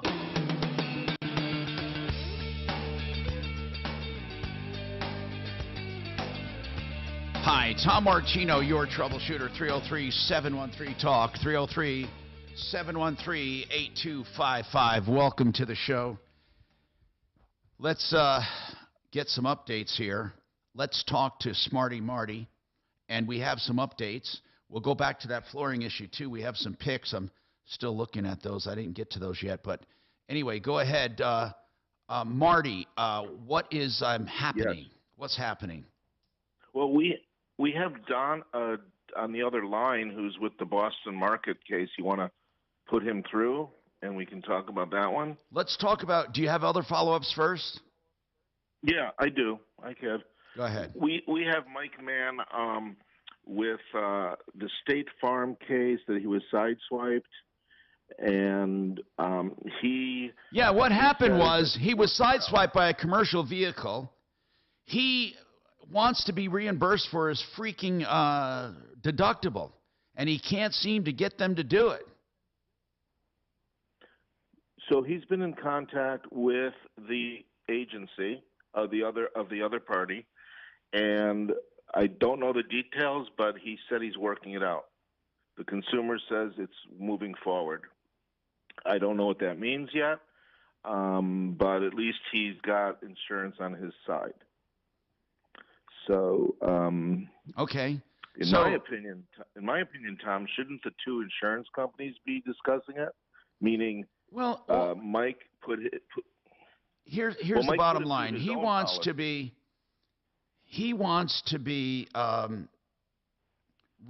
okay. Here's the bottom line. He wants to be reimbursed for his deductible, but his insurance paid the rest, right? Correct. So I think his insurance should be the ones collecting. His insurance does subrogate sometimes, but not always. And there is nothing against him trying to get his deductible back. Now, usually when insurance companies subrogate, they don't give a rat's you-know-what for your deductible. They're going to first try to be reimbursed for what they paid. And if they can, yes, they do get your deductible and they do give it back to you. But you're right. It would be less hassle to see what his insurance company does first. But correct. There's nothing wrong with having them try to, having him try to figure out where he gets his deductible. Did they even answer you? Yeah, he did. The agency said, thank you for, I didn't know anything about it. I'm going to look into good. it. and he said he would contact the consumer. Good. Which apparently he did. Good. So the other case would be Anna and Route Car Rental in Orlando. Her husband rented a car, and they got into a collision. She felt that she paid for collision, and they wanted $3,000. So what I found out so far is I got a response from Route Car that they're working out, that they've been in contact, and they offered her a settlement. I don't know what it is yet because I haven't spoken to consumer. The consumer also put it through her car insurance, so that's another similar situation. So that's that one. She might have also sought a personal injury attorney. She did speak to John Fuller because her husband has back problems, and John is not licensed in Florida, so he told her to get a Florida lawyer. And so I don't know what happened there either. Okay, we appreciate that. Now let's go to this next one. Dan had called. He runs a staffing organization, business, and he provided staff to Boston Market and paid the salary to the person. This is how they work, by the way, a bunch of these staffing organizations. This is how they work. They provide staff to people. They find the staff, interview them, hire them, pay them, and then they make a small spread. And then eventually, if the organization wants to hire that person full-time, they can do that. Boston Market eventually hired this person. Nothing wrong with that. But during the time that Dan paid this person's salary, Boston Market is refusing so far to reimburse him. Now, we are so confused about Boston Market. First of all, in one place it says they're owned by Engage Brands. And then if you go to Engage Brands, that's owned by Rohan Group. And if you go to Rohan Group, then you find out, that there's a guy in charge, an owner, and there's not much going on. I mean, this guy has sheltered himself. In fact, he even has his email blocked, right, Smarty Pants? Yeah, it blocked me. Yes, it blocked me. So I don't know what happened. I don't know what happens when it means blocked as opposed to non-existent. Here's what if it means. If it's non-existent, here's what it does means. It mean? It means usually that people have a choice of blocking everyone or anyone outside of their chosen domains. Okay. So a lot of times they do that when they don't want outside email and they just want internal communications. So, or it could mean, which I doubt, that he knows Troubleshooter.com is coming after him or something, or, you don't even have the Troubleshooter.com email you used, and I doubt that. Yes, I did. Oh, you did? Okay. I doubt, though, he would be using that. But, Dan, have you heard anything since we started shaking the bushes? The only thing that I've heard in that time is we did get a response from somebody in Human Resources who's always been helpful to us the entire time. But the response essentially said, hey, listen, I'm being reached out to, but as I've told you, I sent this information to the accounts payable department. And, my reply was essentially, I understand that, but I said, it's interesting to me that this is a giant corporation, a national business. And I said, and you can't give me a number, an email, a list of people that I should be reaching out to other than a guy who claims that he's the CFO.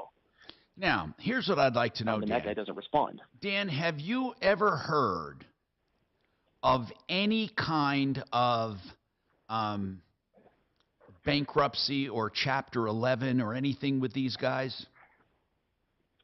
I know they had one several years ago, and I kind of like you, I've done my own digging, and there are articles out there where it looks like they could be filing for bankruptcy, but I can't confirm that. Okay.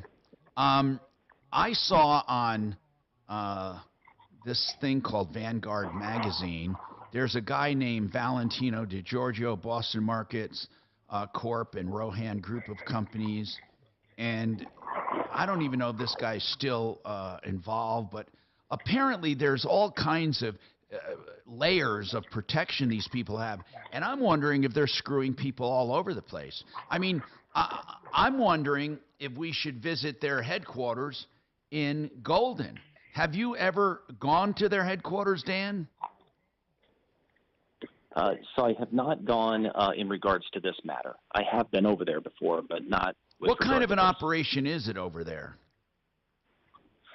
You know, it just looks like a general corporate office building. Kind Did of a you run-of-the-mill, deal with Boston nothing Market, real or exciting. did you deal with Rohan, or did you deal with Engage? Boston Market. So your contract is with Boston Market LLC? Yes, I'd have to look it up again if it's LLC, but it's directly Boston Market, not the other brands. Wow. This could be, I don't know, this could be a cat and mouse game. Smarty's usually good at uncovering these people, but he's having a problem here.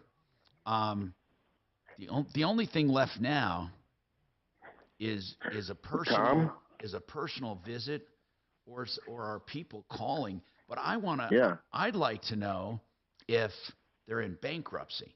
Because, Mark, did you say they are currently in bankruptcy?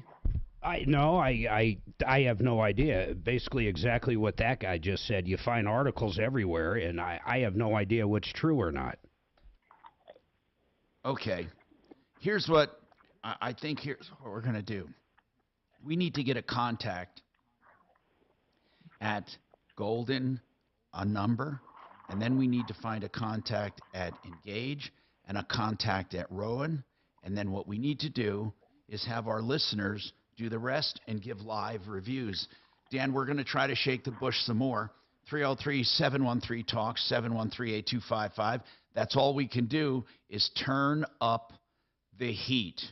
By the way, if you're looking for window washing, we have a great company called Premier. They do inside and outside. We clean windows.co. Window cleaning at its best. They also do pressure washing, both commercial and residential. 303-564-5574. We clean windows.co. Two young men working their tails off for you. Inside and out. When they do the inside, they do all the inside glass as well, not just the windows. That's wecleanwindows.co. Yep. This hour from the Trajan Wealth K-House Studios. Trajan Wealth, your trusted local fiduciary advisors. TrajanWealth.com. Now, Impact Traffic. This report is sponsored by Progressive Insurance. Several scrapes and bruises to close out this Friday morning, starting on the west end of town, 6th Avenue westbound at Wadsworth Boulevard. We've got a stall blocking the right lane with stop and go back from Sheridan. Folks around the area can add about 3 minutes of delays to their commute. Heading to the east end of town, Pena southbound, slow traffic continues between 56th and Green Valley Ranch Boulevard. Cutting through the center of town, of course, no complaints on I-25 north and southbound. Fox 31 pinpoint weather cooling down from yesterday with highs in the upper 20s to lower 30s. Overnight low of 15 degrees, and tonight expect some scattered snow showers. The current temperature in Denver is 28 degrees. With your Impact Traffic and weather, Mark Swan, 630 KHOW. Progressive Commercial Insurance can protect your small business with over 30 coverage options. An easy-to-use mobile app, personal... Here you go, Frank and Dave. Quote in as little as 6 minutes at ProgressiveCommercial.com. Discounts and coverage selections not available in all states or situations. David Ellis Jewelry.com. David Ellis has been around 40 years, and David Ellis you can trust to buy your jewelry, whether it's tangled messes where he weighs it and pays it, or maybe a little more for your stuff that has some market value. He'll give you a free assessment, and he'll buy it from you if you want. And that's David Ellis Jewelry, 3rd and Clayton. He'll buy antique jewelry, vintage jewelry, or just regular used jewelry. David Ellis, E-L-L-I-S. David Ellis Jewelry.com, 303-322-8779. Frank Duran, therealestateman.com. Frank is the person that you trust to sell more homes faster and for more money. than any other real estate person. And you know what? He's got facts and figures to show it. And here's the deal. He sells more in a month than most sell in a year, and when he sells in a year, than most do in an entire career. Again, check out Frank Duran if you're looking to list your home. Get a free analysis. Frank Duran, therealestateman.com, 303-920-1622. You cut them in halves and put great seasoning on them. It was a Traeger seasoning that I like. Put them on there for 2 hours, the last 2 hours of the ribs. Pulled them out, put them in the broiler for not even 4 minutes, 3 minutes. Just enough to burn them. Yeah. Like 600. Yep. Holy shit, they were so delicious. I might start making all my wings that way. Yep, I like doing them that way. God, they were so good. You're like fire Paula up my Dean. barbecue No, he's just not even. after about an hour, hour and a half, so it's good and hot. You're like Paula Dean meets Dean Martin. Holy crap. Holy shit, were these wings good.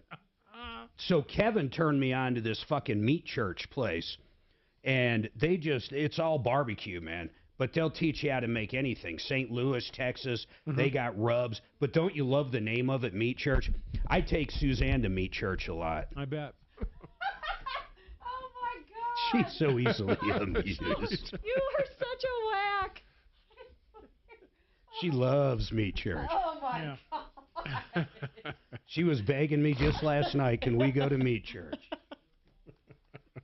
It's very popular with the kids.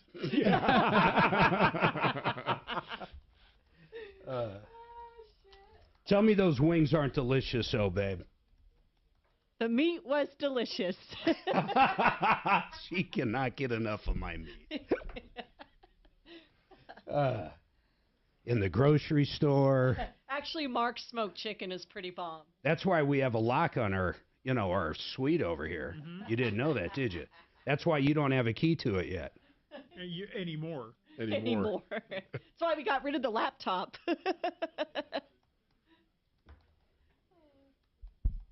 I do love the name of that, though, Meat Church. It's good. I've watched so many of those videos now. I like him because he's just so simple and just direct. He's like, do it or don't do it. He doesn't care. Yeah, and his products are good. Yeah. So it's pretty cool. I found a knockoff, though, an Amazon brand knockoff. You look at the ingredients, they're about the same, and it's less than half the price as Texas sugar. Sure.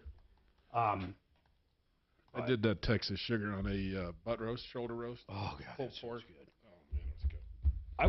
I haven't done a brisket in a while. I almost bought one the other day at Sam's, but I didn't buy it. It's too much commitment for me. Not only that, it's so much meat, man. We end up freezing a fuckload of it. Yeah. Okay, Frank sent. Let's look. He just Here we go. Sent me. Here we go. Here we go. What? Smackdown. Realtor Smackdown. Hold on. This is what MLS shows. Please let me know if you're... MLS WWE. We're still looking at... Hey, listen to him. He's Casey Kasem in there. Casey Kasem. Whatever happened to him? Didn't he fucking disappear? No, remember his whole family, they were fighting over his they're corpse. fighting over him. The kids wanted to see him. The stepmother wouldn't let anyone see him, and he died. And you remember who the wife was? No. She was Tortelli's wife on Cheers. The big, tall, dumb blonde. That was Casey Kasem's wife. Wait. Who? Jean What was the Kasem name was her on name. Cheers? Tortelli was, she was married to the creepy little guy that used to be married to the short little woman there. Tortelli was their last name. On the show? Yeah. Well, her name is Who the Jean fuck was it, Kasem. Kevin? Well, I don't know her name Her because name she is was just a Jean dumb Kasem, blonde if that you came look with that the up. husband. Who was the husband? He was married to... I love that guy. Who's I the love tough that little actor. girl I that can't was remember. on Cheers? Carla. That's her ex-husband married this blonde bimbo. Oh, yeah, so the ex-husband on the show. Yes. Ex-husband's new wife. Please Yeah. hold. In real life. No. I don't Oh, you fucking guy. Hi, Tom Martino here, 303-713-TALK, 303-713-8255. Welcome to the show. Let's continue. Today is car day, by the way, and I've been remiss not getting to some of these texts when it comes to Kevin Calkin, our expert at Sheridan Auto Tech. And Kevin, quickly, what I want to know is, based on this text, I know what they're asking as far as prep. Is the hot weather or the cold weather harder on cars in general as far as prepping and being prepared? There's probably stuff you should do for each season, but is there one particular season more hard on a car? I think the cold is harder to prepare for than the heat. Harder to prepare for, but what's harder on the car itself? Just different components. I mean, it can go either way, really. Really? Heat Okay. Heat's brutal on engines and transmissions, the overall. So And then the preparing cold, for winter, you want to make sure both winter and summer, though, this would go for both, that your coolant is healthy, right? Absolutely. For both. That's both, okay? Yes. And belts and hoses, both. Both, yeah. Okay, what would be just winter, getting ready for winter? Well, more battery issues, in starting. If you have draws or not quite as much amperage and so forth, that can leave you stranded. Yeah. Of course, tires and brakes. Yep. That goes summer and winter, yeah. But mostly, Hey, are diesels still in the winter? Are they really hard to start because of the fuel gumming up? Or is that's old school? No, the fuel has to be treated properly, and a lot of them will not start if you don't plug them in. And that's even with not just trucks, but like little Volkswagens or whatever. Absolutely. Yeah, you can't just leave them out. Yeah. Okay, 303. Did you ever own a diesel, Tom? What's that? Did you ever own a diesel-powered vehicle? Yes, my first luxury car was a Mercedes 220 diesel. Oh, okay. I thought I was the shiznits, man. It smoked like an old. Yeah. Oh man, it was ugly and it smoked. But the first Mercedes I remember ever seeing and realizing, I was really little, that it was a luxury car, was on a show called Heart to Heart. They had a little convertible Mercedes. Yeah, that was that might have been a 450. Could have been a 280. Diesel, yeah. Anyway, let's keep going. 303-713-TALK. Jeff. I'm sorry, Jeff, for the wait. I really am. What's going on, man? Yeah, there's an area called Pleasant View, which I live in, and there's a big Chicago investment firm that's pushing for this 14-acre to be rezoned from R2 to PE. And, now, what is Pleasant View? Is it a subdivision? It's an unincorporated part of Jefferson County. It's a subdivision. It's all along Golden Road, just west. Okay, now near that you have this, and it's near that where you have this this tract of land that an investor is trying to develop. Correct. And they want to put 353 apartments in there, and the area should have houses instead if they want to. Okay, we have to. Well, they're trying to change zoning. It's zoned now for housing. Is that what it's zoned for? Single-family houses? Zoned for houses and light business. Okay, and you guys, are you opposed to it, or are a bunch of people opposed to it? Oh yeah, we all met at Barrels and Bottles last night. About 60 people talking about this, and we're all opposed to it. The whole area is opposed to it. And is this adjacent? Is this adjacent to the area or down the street? What is it? That's right. It's in the area itself. It runs between King Soopers and. No, that doesn't mean that for us on radio. What I mean is this: adjacency. It's right next door to the border, or is it down the street? It's down the street. Okay, and how does it affect? How does it affect your subdivision if it's down the street? What I mean is, traffic will be brutal. It's in a floodplain. That's a 100-year floodplain. Yeah, but that doesn't affect the community if it's in a floodplain. No, but population and overgrowth will affect us. Yeah, no, I understand that. I understand population. I understand overgrowth. I understand traffic.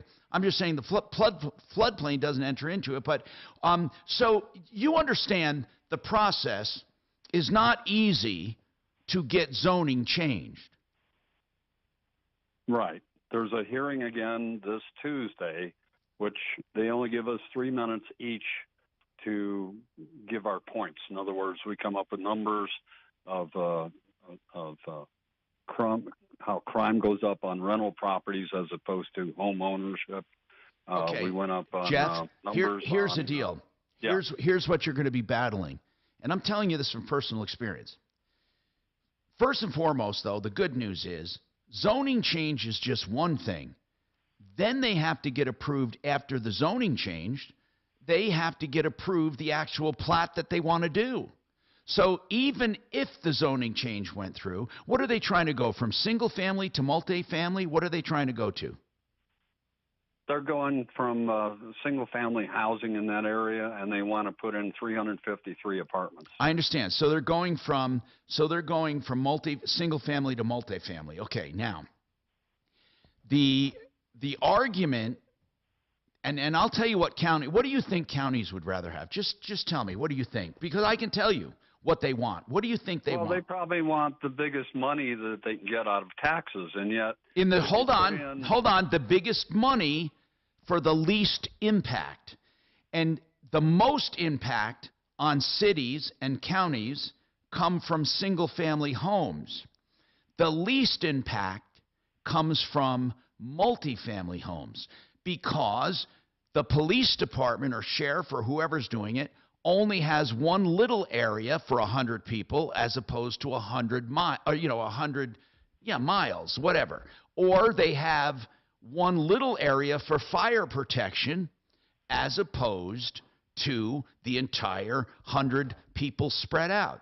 Or they have one little area for all this stuff. So the battle, a lot of people don't understand that when there's a battle like this, the counties want clusters.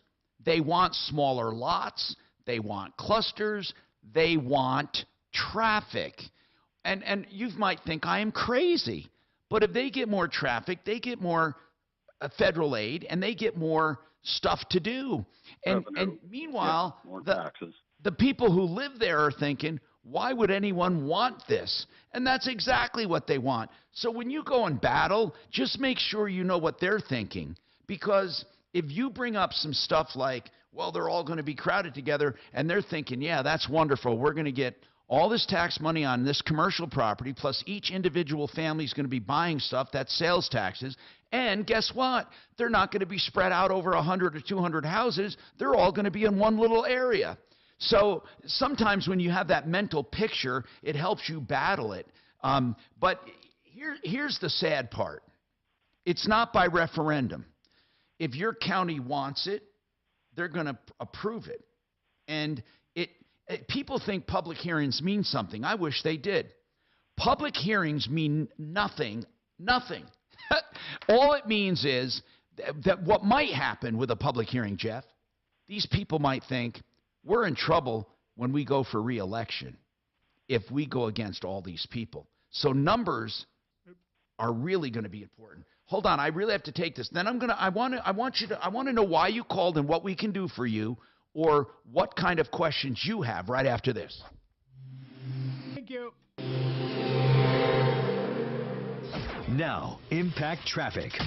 This report is sponsored by Progressive Insurance. Several scrapes and bruises to close out this Friday morning, starting on the west end of town, 6th Avenue westbound at Wadsworth Boulevard. We've got a stall blocking the right lane with stop and go back from Sheridan. Folks around the area can add about 3 minutes of delays to their commute. Heading to the east end of town, Pena southbound, slow traffic continues between 56th and Green Valley Ranch Boulevard. Cutting through the center of town, of course, no complaints on I-25 north and southbound. Fox 31, pinpoint weather cooling down from yesterday with highs in the upper 20s to lower 30s. Overnight low of 15 degrees, and tonight expect some scattered snow showers. The current temperature in Denver is 28 degrees. With your Impact Traffic and weather, Mark Swan, 630 KHOW. Progressive Commercial Insurance flexes to fit your business needs. From quick repairs to adjustable coverages, Here you go, these two. Progressive Commercial makes it easy to get what you need. Quote today in as little as 6 minutes at progressivecommercial.com. I swear to you, I saw a commercial today on TV where a guy was bragging about the size of his law firm, on how many hundreds of lawyers and locations they have, dozens of locations, and all the big awards they get. And I thought to myself, what would happen with a normal person calling that number? You're going to go to a call center, and you're going to be shuttled to somebody who's going to take your information. And if you're not a big, giant case, you're going to go to the bottom. And all of these locations and all of these attorneys all have to be fed. And I'm telling you something. When you are in an accident and you are injured, do you care about how many locations? Do you care about how many cases? No, you care about your case. And you're never a number with Fuller Law, John Fuller. He'll only take as many cases as he can personally handle. He'll review your case personally. You'll never be shuttled to a call center, and you will talk to him all the time about your case with his personal cell number. myaccidentlawyer.co. Don't be just a number. 303-597-4500. You'll notice the difference. 303-597-4500. The Art of Granite. What is it? It's a place that does countertops, but you're going to get the countertops done for a better price almost every time. He's so proud he'll give you a price on the phone. And here's why. Because this month you got a 20% discount. You also pay wholesale on all countertop materials, and you get a free sink when you do the kitchen. You also get a free sink when you do the bathroom. And remember, tear out and haul away is also free. TheArtOfGranite.com. Call for your price, 303-386-5919. Thank you. Where the fuck did that come from? What? No, open. Where did bring it in here? Cosmos. What are you talking about? You know, if you go, she's gonna show you how big her box is. Here she. If you I already know, if you go into an Anthony's Pizza, look at this fucking box. I'm going to show it. Of course, Talib probably doesn't have the camera on us, but No, it's on Tommy. look at this fucking box. How much is this, Shannon? 30. Boulder. How much? 30. $30. That ain't bad if you got 14 people. He ate the whole No, pizza. he ate the whole thing. There was Oh, two bullshit. pieces left this morning. You ate it over what, a Put it 3-day back up. period? What the hell Hey, was that? tell him to put the box back up. Tell her to put the box back up. Mark, Yep. put the box back up. Okay, we're Mark, putting the can you hear fucking me? box back up. Yeah, he can hear it. If not, you can see the box. God bless. Show Look at us as your big box. as his head. Big as his. The slice was as big as So, our head. so most people don't know this. If you go to Anthony's, you can actually order a pizza that big, but you can't get it to go. Gotcha. They'll bring it out to you. Holy they'll bring crap. it to your table. Well, this is the CU campus. They got 3 locations in Boulder, and so the college students do this all day long. Is the pizza decent? No. No. I mean, well, I mean, it's okay. Little Caesars. Yeah, it's not. I mean, it's okay. That's hilarious. I do like Anthony's, but I'll tell you, Stagecoach is the best fucking pizza there is. It is Where the are they? best pizza. Where are they? Oh, Franktown. You know where I'm talking. Oh, yeah, the yeah, yeah, Stagecoach yeah. bar. Okay, the bar. Their fucking food is so solid for a little hole in the wall. It's crazy. Now you gotta put on the right clothes to go in there. You gotta look a little badass. You know. Yeah. I put on my biker clothes, which I was gonna say you gotta take consist your... of my normal clothes from Costco. I can't do my Boy George deal. No. You take off any jewelry. Now, Suzanne even likes their salad. Can you fucking believe that? She literally raves about the Stagecoach salad. Wow.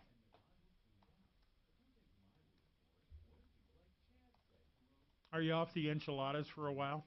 What was I the bet. item What?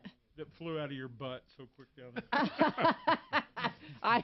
It is very unclear what it was, Okay. what the culprit was. Story to hear. Mm-hmm. Oh shit! They used to have, there was a place by my first computer store where you and Jay Marvin went one Yeah. time.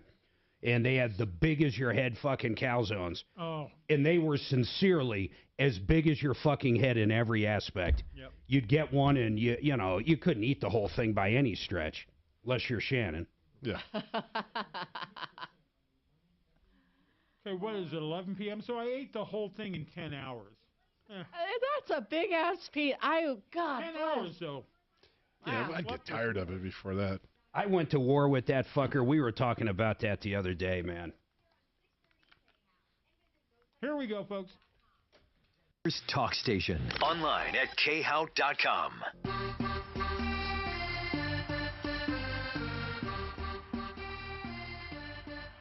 Hi, Tom Martino, your troubleshooter, 713-TALK, 303-713-8255. So, Jeff, we're taking his call about the Pleasant View community. He says there's some unincorporated land, 14 acres, and a developer is trying to do apartments. By the way, I know that many of us, when we get ours, we don't want others to have theirs, meaning we have homes, we have areas. And by the way, I'm not faulting people for protesting adjacent developments at all.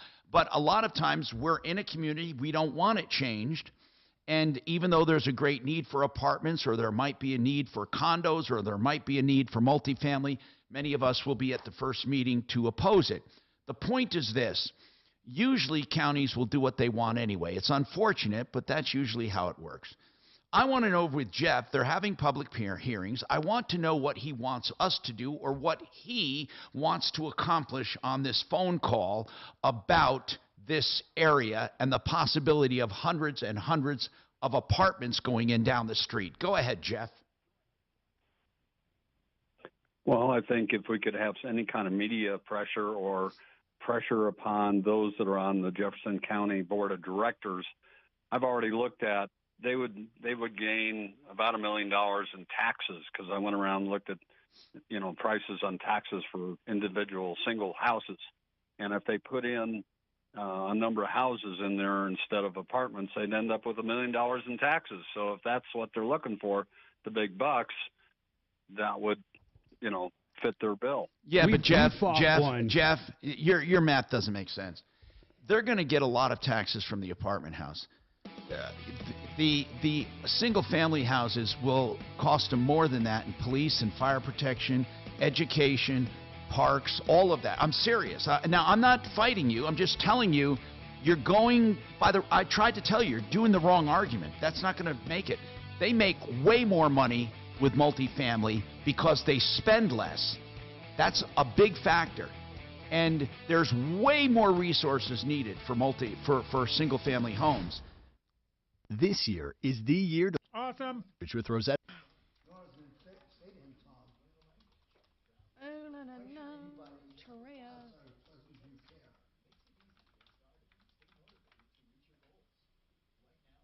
The real major online. Hey, who is it here? Blah, blah, blah. MR. No, Tonti's was actually across from another location, another Mountain Peak computer location in Parker. And I never get their calzones there, but I would fucking get their Strombolis. Those Strombolis were the titty tits, man. Half hour the most you have in time. God, they were good. Shannon, are we up on YouTube? Okay, good. Yes, you're up on YouTube, I dude. do my very best. Who's that voice of God in the background? There was a call It's Talib, fool. I don't know how long that's going to take. I think Who is that? Did you ever try their white pizza, Tonti's?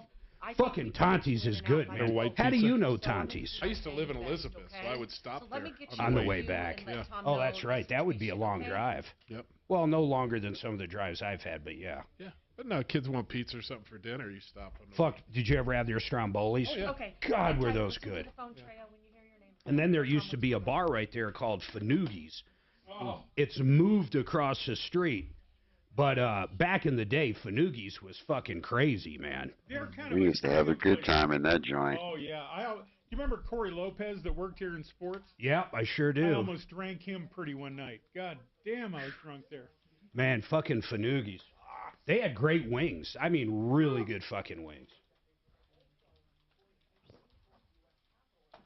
We were talking, Kevin, Shannon and I the other day. So do you remember Jay Marvin at all? Mm-hmm. So this fucking guy, I had a Saturday show I do, and this was downtown. And there used to be these carts that look like 8-tracks. So if you wanted to play a sound effect, I mean, you would literally put a card in and hit a button. Okay. And he would play all this movie shit like, give it a name, and all this shit. I mean, he had about 8,000 of these carts. So I'd go in and I'd use them occasionally. And one time, I didn't put one of the carts back perfectly in the right place. Mm-hmm. So next thing I know, this fucking guy's screaming on the air about me. Okay? I'm advertising with Boyles. Martino didn't do endorsements at the time, so I'm doing Boyles stuff, and I'm going into Tom's show doing a computer day every Friday. and this fucking guy's tearing me a new ass on the air because of this fucking cart. So after that happens that week, that next Saturday when I was in there, I took every fucking cart he had and moved them around, like 300-400 fucking hundred of them. Well, it wasn't 300 or 400. How many carts would be on those things, Shannon? Like 50? No, 300. 300, no shit. Yeah, okay. I fucking just started moving them all around. So if he wanted cart 18, that motherfucker would be cart 72. And then he bitched at me again, and then you know what I did? Unfortunately, I've been on both sides of this. I pulled the I spend a lot of fucking money with KHOW card, and I called up my sales rep, and I said, I'm going to fucking quit my endorsements with Boyles. I'm going to drop all my business here. I'm going to drop all my business with the automotive if you don't shut that fucker up. And guess what? He did it again. No, he didn't, but occasionally he would because he was psycho. He was fucking crazy. I actually liked this show, but, you know, you could tell when Jay was up and you could tell when Jay was down. Shannon, how long did you produce that guy? 3 years.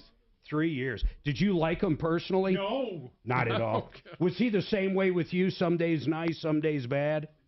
Oh, yeah, you never knew who you were getting, and that was the, sad part of it was that he was chemically imbalanced, mentally ill. Yeah, I know he was. And would he go off his meds, or the meds no, just not didn't off fix his it? meds, but he asked the doctors specifically to med him up as opposed to keep him normal. He wanted to try to stay manic a little bit. I got for it. the show. And I used to carry his meds for him once in a while. That was a shopping bag full of pills, and I'd be in there going, I wonder what Klonopin and a fat tire will do. I did that crap all the time. It was great. My God, I'd wreck myself all the time with He his was bag. a big dude, too, man. Oh, yeah, he was 350 maybe. Is he still alive? I don't know. I didn't know then. Yeah. Sometimes you'd have to nudge him. He was down, I think he was down at one of my computer stores one time, too. Well, I came down there with him for that one tour. I remember Boyles. He would come in every day after his show for about 2 or 3 months, and he would actually chat. We had a T1 in there at the time. There was no one had fucking internet like this. And he'd come in, and Suzanne, do you remember what he'd eat every time? That fucking Chinese food. Every fucking time. I never seen a guy eat so much Chinese food. And he'd been sober and shit forever at this point, you know? He is still alive. He's got a Twitter. So I go over to Boyle's house to help him set up a computer I sold him. Yeah. Or traded out or whatever you want to call it. And we're pulling this old desk up from his basement in Cherry Creek. And we get it set up, and I open the fucking door up, or the drawer up. There's fucking a bunch of roaches and joints in there. And I could tell that they'd probably been in that fucking thing for 20 fucking years, man. Right. I started at first, I'm going, he smokes pot. This is before the shit was legal and shit. And then I realized I'm looking at them. They're like, you ever seen a cigarette that's been sitting around? It got wet and then dried out, and it's been sitting around for 800 years. You got the last 2 hours, Shannon? No, this guy does. Dragon, baby. Mark, I am. I'm on Memon.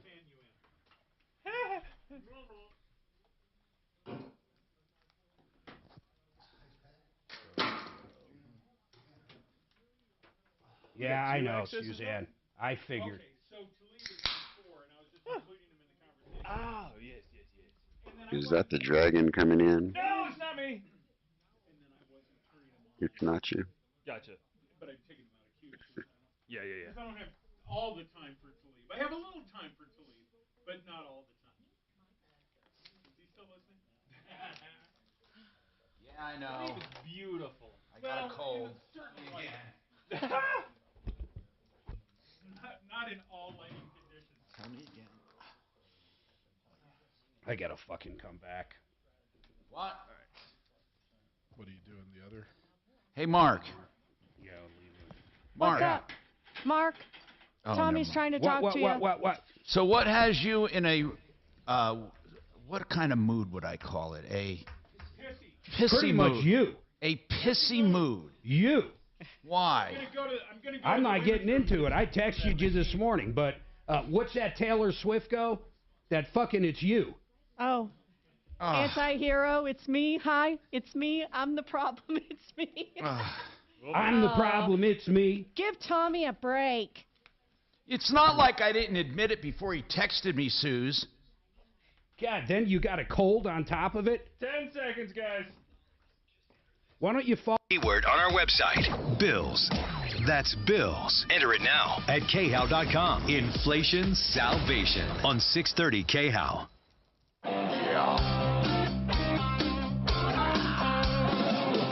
Ripped off, bad news.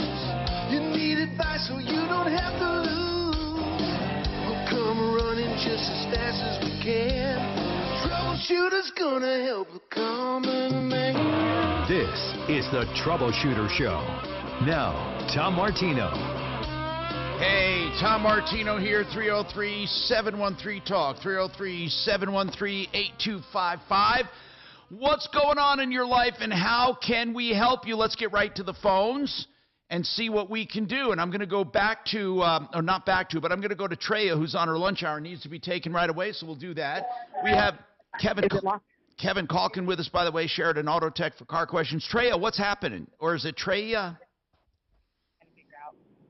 1 second, Mr. Martino. I apologize. Okay, no problem. Yes, I would like fries with that. Yeah. So we will try to help you if you want. And meanwhile, what is new, Kevin? Is the supply chain issue behind us? No, it's definitely improved, or we're just getting used to it, I think, is a lot of it too. But 20-year-old cars are still impossible to find parts for. So I mentioned this the other day. My daughter's car had rodent damage. We can't figure out where it would happen. You mean where the car was parked when it happened? See, here's what happened. All of her lights went on one day, and the car went into a kind of limp mode, and she smelled something burning, but it wasn't really bad burning. It was a cat. She was close to home, like right in the cul-de-sac, and pulled in. We towed it to the facility, and I really appreciate them getting us right in, but bottom line, rodent damage, they said. Now, obviously, one always thinks, and I don't think this dealer, Mark, you said the dealer's pretty good. I don't think the dealer would make it up so they wouldn't have to do warranty work because they get paid either way, right, Mark? They don't care. Oh, yeah. Yeah, of course. Yeah. So if it was under warranty, they would have fixed it. If it's not, they said, I'm sorry, this is not under warranty. Of course, they did the regular service while it was there, but they said there was some rodent damage.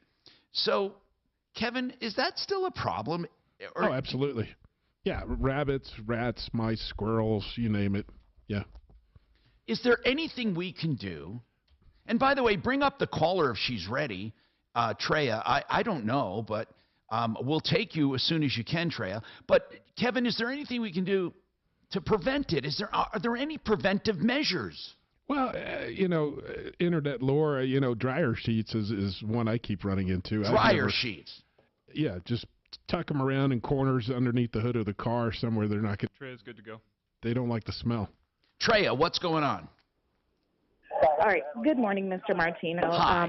I was just calling to bring awareness to something that is currently going on with Denver Housing Authority and my proper management company of the apartments that I live in called the Mariposa Apartments. What's going on? Ms. Wilson off radio for 30 minutes. So long story short, there was a house fire at my apartment September 6th. It was a small kitchen fire. It was innocent. My sister took her eye off the stove for a split second while heating up some hot oil. Some of the oil jumped in the eye.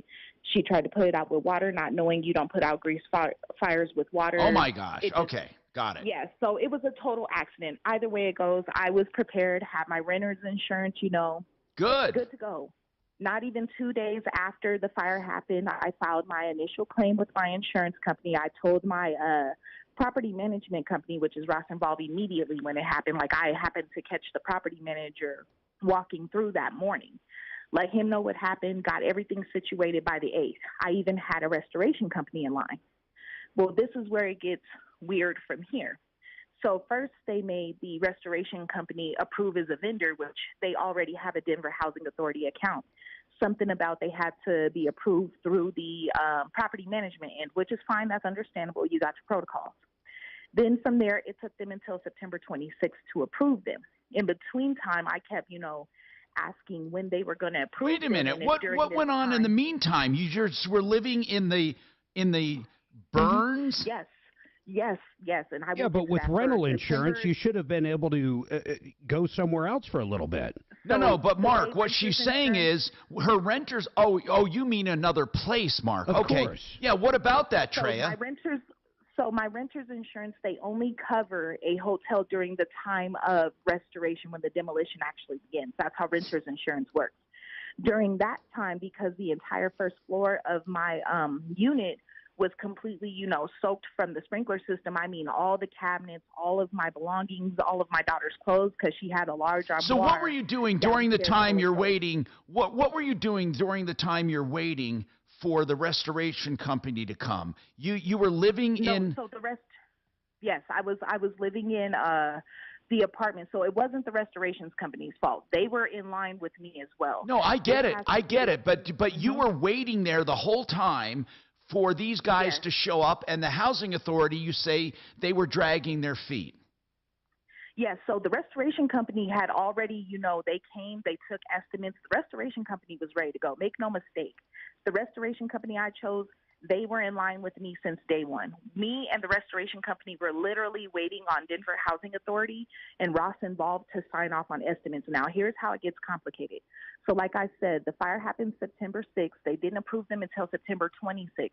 I kept trying to ask repeatedly if they could at least move us into a different unit because I knew there was a possibility that mold was going to grow because my unit, my front door faces a hallway. My back door faces the outside, but there's no proper circulation. Okay. Did they get you into another place? No, right? No, they did not. They So denied what did me you initially. what I did was you do denied. then, Treya? What did you do? I had nowhere to go. Me, my sister, and my niece. Thank God my child was at her father's place, but me, my sister, and my niece were there until November 4th. We had nowhere to go. And did they finally get it fixed? So they're still currently fixing it, but Abbott's was not able to begin the restoration process until November 4th because of Denver Housing and Ross. No, I get that. I get that, Treya. It wasn't your fault. I get it. You had renter's insurance. Yes. You did everything right. What I want to know is this. Where does it stand today, and what do you want? It stands that it's supposed to be completed January 27th. And all I wanted was the 2 months rent that I had to be stuck in that unit in uninhabitable conditions. Literally, everything grew black mold. Okay, that's The floor reasonable. ended up- You want some kind of that's all I consideration. Now, remember, you still have. By the way, is this reduced rent at Housing Authority? So technically, yes, this is supposed to be what's called a tax credit unit. I pay $17.75 a month still. And this is where I get more frustrated. Not only did they leave us there, they kept dragging their feet. What made them drag their feet further was they wanted somebody to come to a cheaper estimate. And the adjuster they chose ended up in Florida handling hurricane claims. Then there was a miscommunication between Denver Housing Authority and Ross involved. Okay, They just weren't but communicating with Treya, each other all of this, or me. I don't need to know any of this because all of this, you already made your case that they delayed getting started, and they are, and that caused a delay in getting finished. Meanwhile, you're living in a partial apartment and paying full rent. Yep, I'm still paying full rent at my apartment, and I'm living in a hotel room that's not even the fourth of the size of what my apartment is. And you're paying for that hotel room or not? No, my insurance luckily is paying for the hotel room. I'm just still paying for rent. Like I said, for does your for November, December, January. What what do they say when you ask for a break in rent? So when I asked, I just literally had this conversation with Angela Fletcher of Denver Housing Authority. She very condescendingly denied me. She had been condescending towards me the whole time from when I asked why they had ordered cabinets when my insurance approved the estimates in September to me asking for that. You know what She I'd told me like? flat I'd out like no. Deputy Doc to. This woman is very succinct. I have never heard someone I love explain it. on this show that well. She tells a great problem, a story, just enough details to get the facts, and I get it. Treya, I want Deputy Doc to contact you off the air. He'll identify himself from the show, and then we will start making some phone calls and figure out. I think it's very reasonable that you want some kind of break and rent since you can't live there. And and part of it is they delayed so long. Yes, and also, to be clear, even if I receive nothing, even if I don't receive a break in rent, I want this to get to the right ears, and I want somebody from the federal government, even state government, to investigate how people from Denver Housing Authority and Ross Involved treat their tenants. This is unacceptable. Okay. Like, You've made your being point poor with is me, not a Treya. You've made your point with me, so hang on. Suze is going to get your information. 303-713-8255.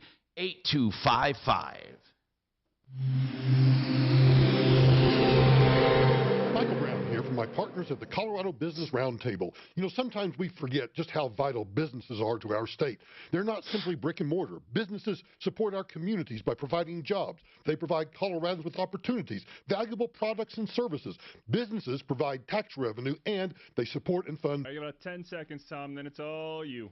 Good in Colorado, and we should never forget that. Learn more about the mission of the Colorado Business Roundtable. Go to cobrt.com. That's cobrt.com.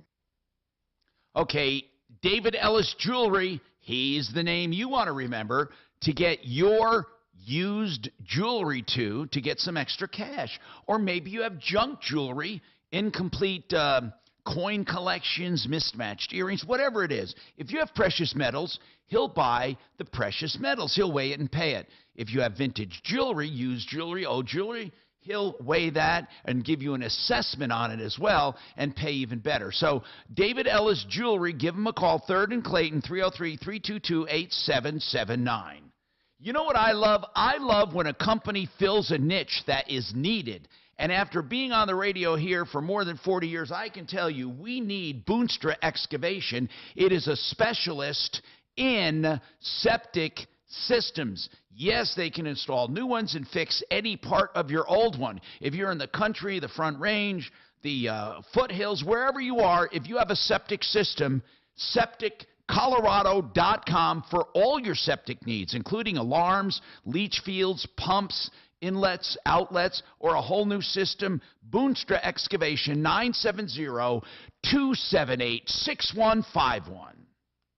Paragon Services, I'm going to tell you in a nutshell what these guys do. They help you when your insurance company, either a commercial policy on a building or an apartment complex or any commercial property, or on your own house. Let's say you have hail. They come out and they want to write you a check for $15,000 to get a new roof. Well, how about the fence? How about the patio? How about if you have other outbuildings? These guys will do everything. And I don't care what insurance company you have. They will do everything in their power to pay you the least amount of money. Matt with Paragon Services, he comes in and he'll get you more money. In my case, he got me $70,000 more than my insurance company wanted to pay. If you have an open claim or even a claim within the past 2 years that you don't think they handled right, you call Matt and you call him now. 719-726-0020, 719-726-0020, or check him out at referralist.com. So many people have told me. Hey, so Suzanne, she brought me down memory lane, that last caller. Do you remember why? Why? Okay, we're in Pebble Creek Apartments. I'm getting ready to fry French fries. Oh, no. That would no. That was in Tulsa. That was Sugarberry. You sure? Because we were on the ground floor. In Pebble Creek, we were on the top floor. I think I'm not going to argue the place. We were on the ground floor. You did not go down the stairs naked. I swear. Dude, I am fucking naked. Don't totally ask naked. why. Don't ask me why I'm cooking French fries on the stove naked. Yeah. But, you know, that's how it goes. Suzanne's there. Next thing I know, fucking grease fire. Distressing. And I grab the fucking hose coming out of the sink. and I spray it on the fucking grease fire like this woman did, or her sister or whatever. Next thing you know, the flames are this tall. Of course. I fucking grab that son of a bitch, open the door, and I'm fucking running out of the complex, buck fucking naked, Mark, with a frying pan with flames this high. Mark, remember that little motorcycle you used to keep in our kitchen? Oh, that was a beautiful outside. bike. That was in Tulsa I when think we it lived was here. in Sugarberry. Okay, it's possible she's right on that, but I'm always right on that. I just will never forget fucking buck naked, and since then, I have never fried anything on the stove naked. Well, that's probably a good thing. Yeah. Fuck. You notice That there's a hot grease qualifier, finds though, you. that I haven't fried anything at the stove naked. So he cooks other things on the stove naked. No, I use the oven naked. I barbecue naked. I just don't fry naked. Right. Now I'll air fry naked. There you go. I think I was air frying naked just a couple days ago. Have you ever caused a fire in your house? Anybody? Just a little electric, when something hits the electrical outlet and it just sparks, but nothing catching fire. I think it's funny. The program director was Dave in there when we were talking about. Yeah, your diction. Yeah, people don't know this because we were talking while we were on air, but I was trying to come up with succinct. I'm going, what the fuck is that word? Where someone is straightforward, to the point, and very accurate about their story, because that's what this woman is. And Suzanne's saying stuff, and Dragon's saying stuff, and no one's right. And finally, I'm like, succinct? Susu? What the hell is it? Hey, and Dave thought that needed to be on air. I know. Of course it needs to be on air, but Yeah. this isn't the show for it. That's what I used to do. Yeah. That's exactly where it fucking needs to be. But we need to switch to satellite so I can be myself. You do whatever, yeah.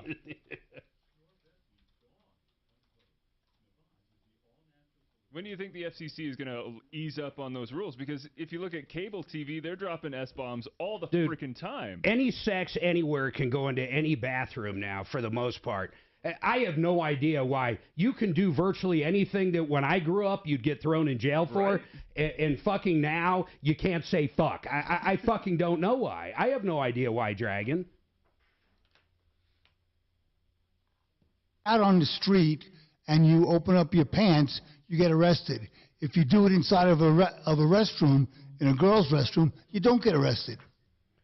I was watching, Doc, I was watching. knowledge. I was watching this fucking... Yeah, of course. He got kicked off Match.com, if you don't remember. We back up? I got kicked off Match for dyeing my hair. He lied about his hair. What color is your hair? Brown. Totally natural. Totally natural. Totally natural.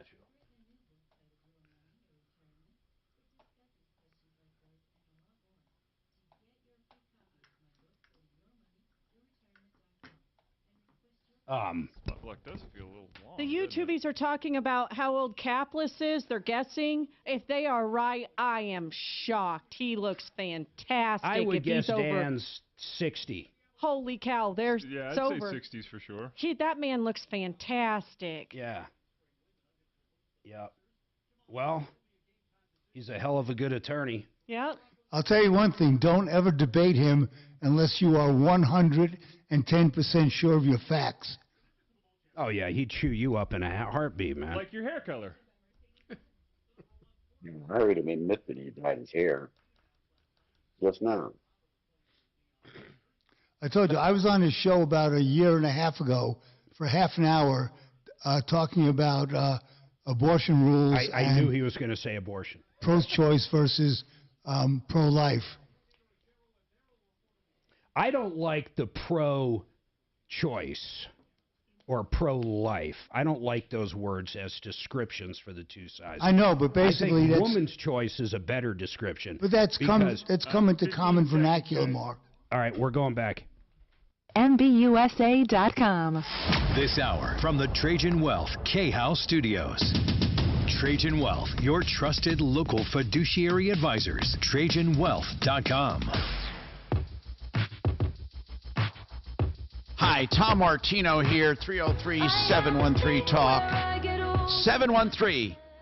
713-8255, waterpros.net for your water systems.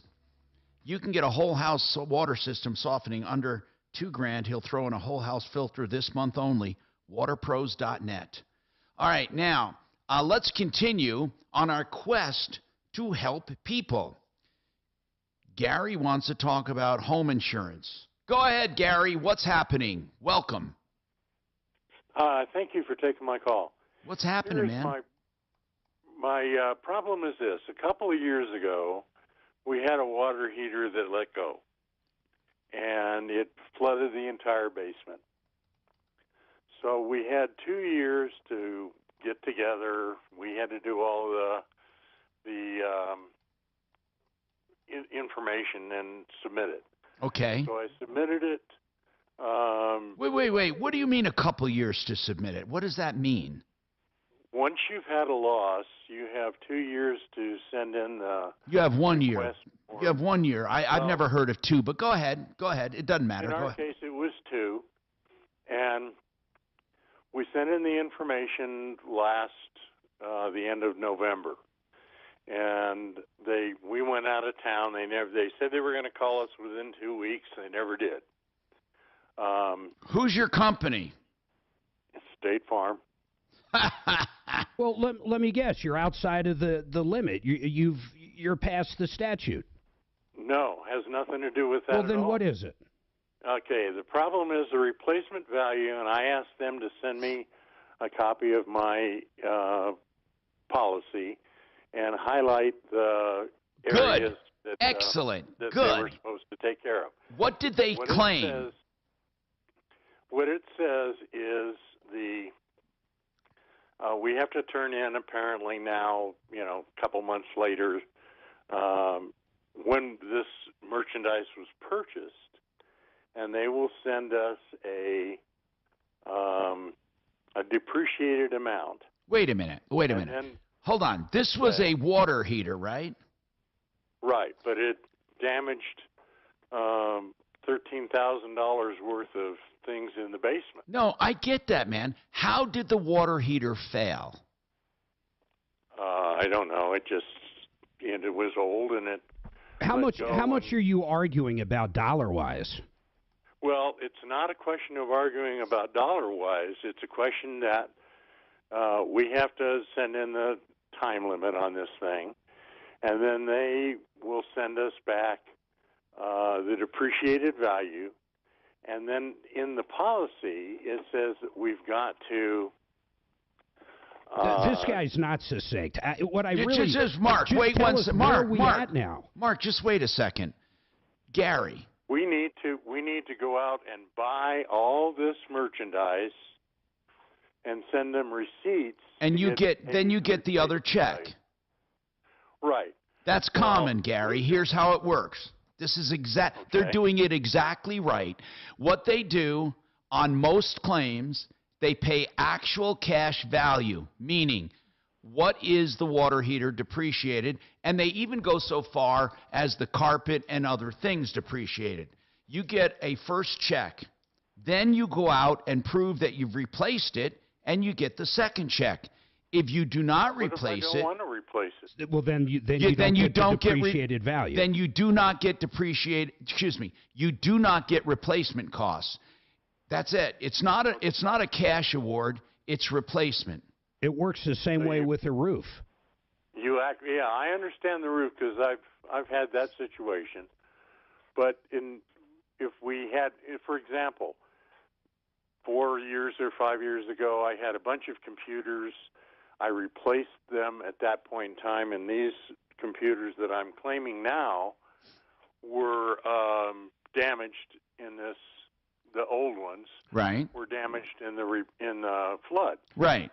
So I don't need the computers at this point because they've been replaced, several years ago. Well, hold on. It doesn't matter, though. Hold on. When you replaced the computers several years ago, did you keep them in the basement there, the new ones? Not the new ones, the old ones. The old ones. So when you replaced them, you kept the old ones in the basement, and you're saying you don't want to replace them. Well, then you don't get replacement coverage. Pardon, then? You don't get replacement coverage.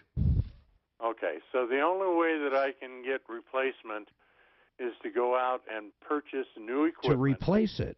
Yes. And then send it back to them. Hence the name replacement. You know, I wouldn't suggest this to anybody, but let's say you went to Costco and you bought a new computer and then you sent the receipt in and then you returned that computer. Now, once again, I would never encourage anybody to do that, but if you thought outside the box, that could be a possibility. Yeah, but it could also be insurance fraud. It is insurance fraud. Yeah. Yeah. See, Gary, But a lot of people believe. Now, listen, I know what you're saying. There are coverages. People say, I incurred the loss, so I should be reimbursed. And you are absolutely correct. And that is why they have ACV reimbursement. You are being reimbursed for the loss in your actual in your cash value, meaning the depreciated amount. Correct. You are in essence being paid for everything you lost with the ACV. Replacement is above and beyond what you actually lost. Okay. I hope that helps you understand it, and I hate to be... Well, it helps me understand it, and, you know, I know what I have to do, so... Yeah, well, so... Go to Costco. Yeah, and don't commit insurance fraud. I mean, it's not worth it, you know. But why don't you you could buy new computers and sell them. There's nothing wrong with that. Right back to Costco. Okay. Good point, Mark. Actually, if you bought a computer and put in the receipt and return the computer, it's insurance fraud. I'm not sure about that. I'm not saying he should do that. Anyway, if you I would never do that. If you buy the computer and then decide to sell it later on, it is not insurance fraud. You did replace it and you decide to sell it. It's different than taking it back. Taking it back undoes the deal, and therefore the insurance should be reimbursed. I mean, I'm serious. I'm not kidding. Okay. The way to do it is the proper way. Anyway, 303-713-TALK, 713-8255. We have a solar issue in Arizona we have to take after this. Not sure what that is, but one thing I can tell you, the damn solar system is going to work well in Arizona. Then we have Alvin who wants to talk about a turbo issue, and then Stephen wants some financial advice. All of that coming up. This is Denver's Talk Station with Michael Brown in the morning and Dan Kaplis in the afternoon. 630 KHOW, Denver. Now, Impact Traffic. This report is sponsored by Progressive Insurance. Active driving throughout the Denver metro as we hit the halfway point through the noon hour. I-25 northbound, we've got a crash in the right lane at Spear Boulevard with stop-and-go traffic back from Alameda. Folks can add about 10 minutes to their commute through the area. Up on the northeast end of town, I-270 eastbound slowdowns between I-76 and Vasquez. I-270 westbound, similar slowdowns approaching Vasquez as well. Fox 31 pinpoint weather cooling down from yesterday with highs in the lower 30s. Overnight low of 15 degrees, and tonight we can expect some scattered snow showers. The current temperature in Denver is 29 degrees. With your Impact Traffic and weather, Mark Swan, 630 KHOW. Progressive Commercial. All right, you're up next, Tom. 10 seconds. From quick repairs to adjustable coverages and even payment options, Progressive Commercial makes it easy to get what you need. Quote today in as little as 6 minutes at progressivecommercial.com. You know, I talk about divorce because it's a trying time. That's why I love recommending Harris Family Law. Rich Harris and his team can help you get through a divorce with the least amount of impact and conflict. And they can even help you save money by taking part of the divorce and letting you do some legwork, or you may want to do mediation. Whatever it is, contact harrisfamilylaw.com, 303-515-5000. Oh, yeah, because I have a tow truck company. You know, we're driving and 5 o'clock, there's a 12-pack cracked open. Of course. Yeah. Never even thought about it. Yep, sure did. Even pulling the dumbass people off of trees and everything else. Nope. Totally different world, man. In Oklahoma, when I got booted from my parents' house, I was 17. Sorry, Jimmy, that sounds terrible. And I ended up in Coweta, Oklahoma, in this fucking trailer park, dude. Well, when I say trailer park, the next trailer was probably 3 miles away. I mean, but it was all trailers, but it was like hundreds of miles and shit. But it was all dirt roads. We would, just for fun, we'd just get in and drive around on dirt roads drinking. I mean, there was no, the only accident you could get into would be like falling in a ditch. Or a rabbit or something. Yeah. When I lived up in Wyoming, in the early 80s and stuff, it was drive-up liquor stores. They just put a lid on it. So, in Oklahoma, and even in Colorado, they used to not have open container laws. I mean, long as you weren't over It wasn't an open container because they put a lid on it. That was the distinction. That was the deal. Yeah. I don't even know how cops nowadays are like, people are high as a motherfucker driving. It's hard to tell. I mean, yeah, but that's what I'm saying. They do the test. How do you know if they were smoking an hour before or 10 hours before? And how much does that cost? And then what do they do? A breathalyzer is pretty straightforward. Boom.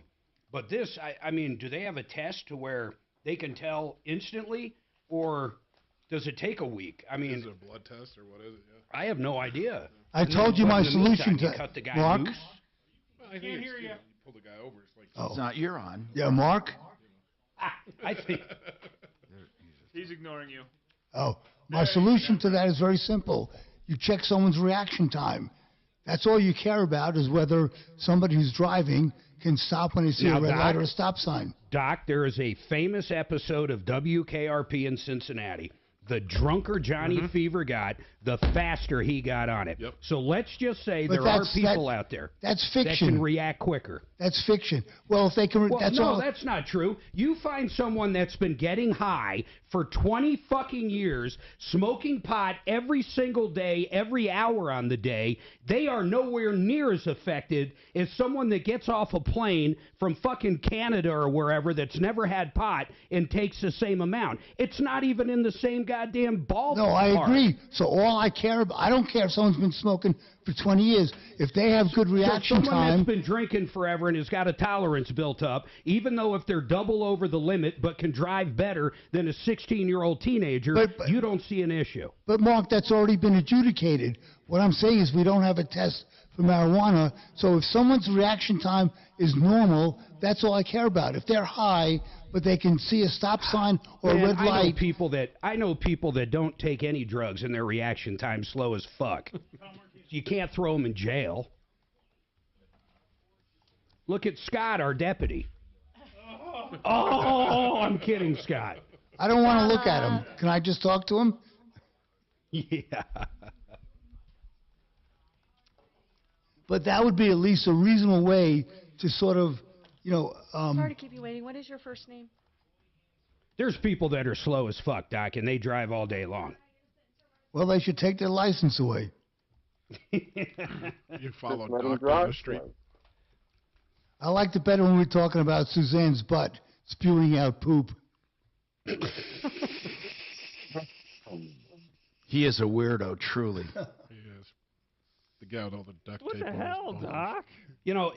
To me, victimless crime shouldn't be around anyhow. Any of the fucking shit. If there's not a crime or a law that was broke, it just shouldn't happen. Well, it's not even that. Okay, I have no problem with prostitutes. Who gives a fuck? Loss or damage. No, I agree, but somebody who's really drunk should not be driving, even though a crime has not been committed, because the probability of something happening is really high. Okay, so now, listen, once again, it's... Area Advisors, TrajanWealth.com. Denver's talk station, 630 KHOW.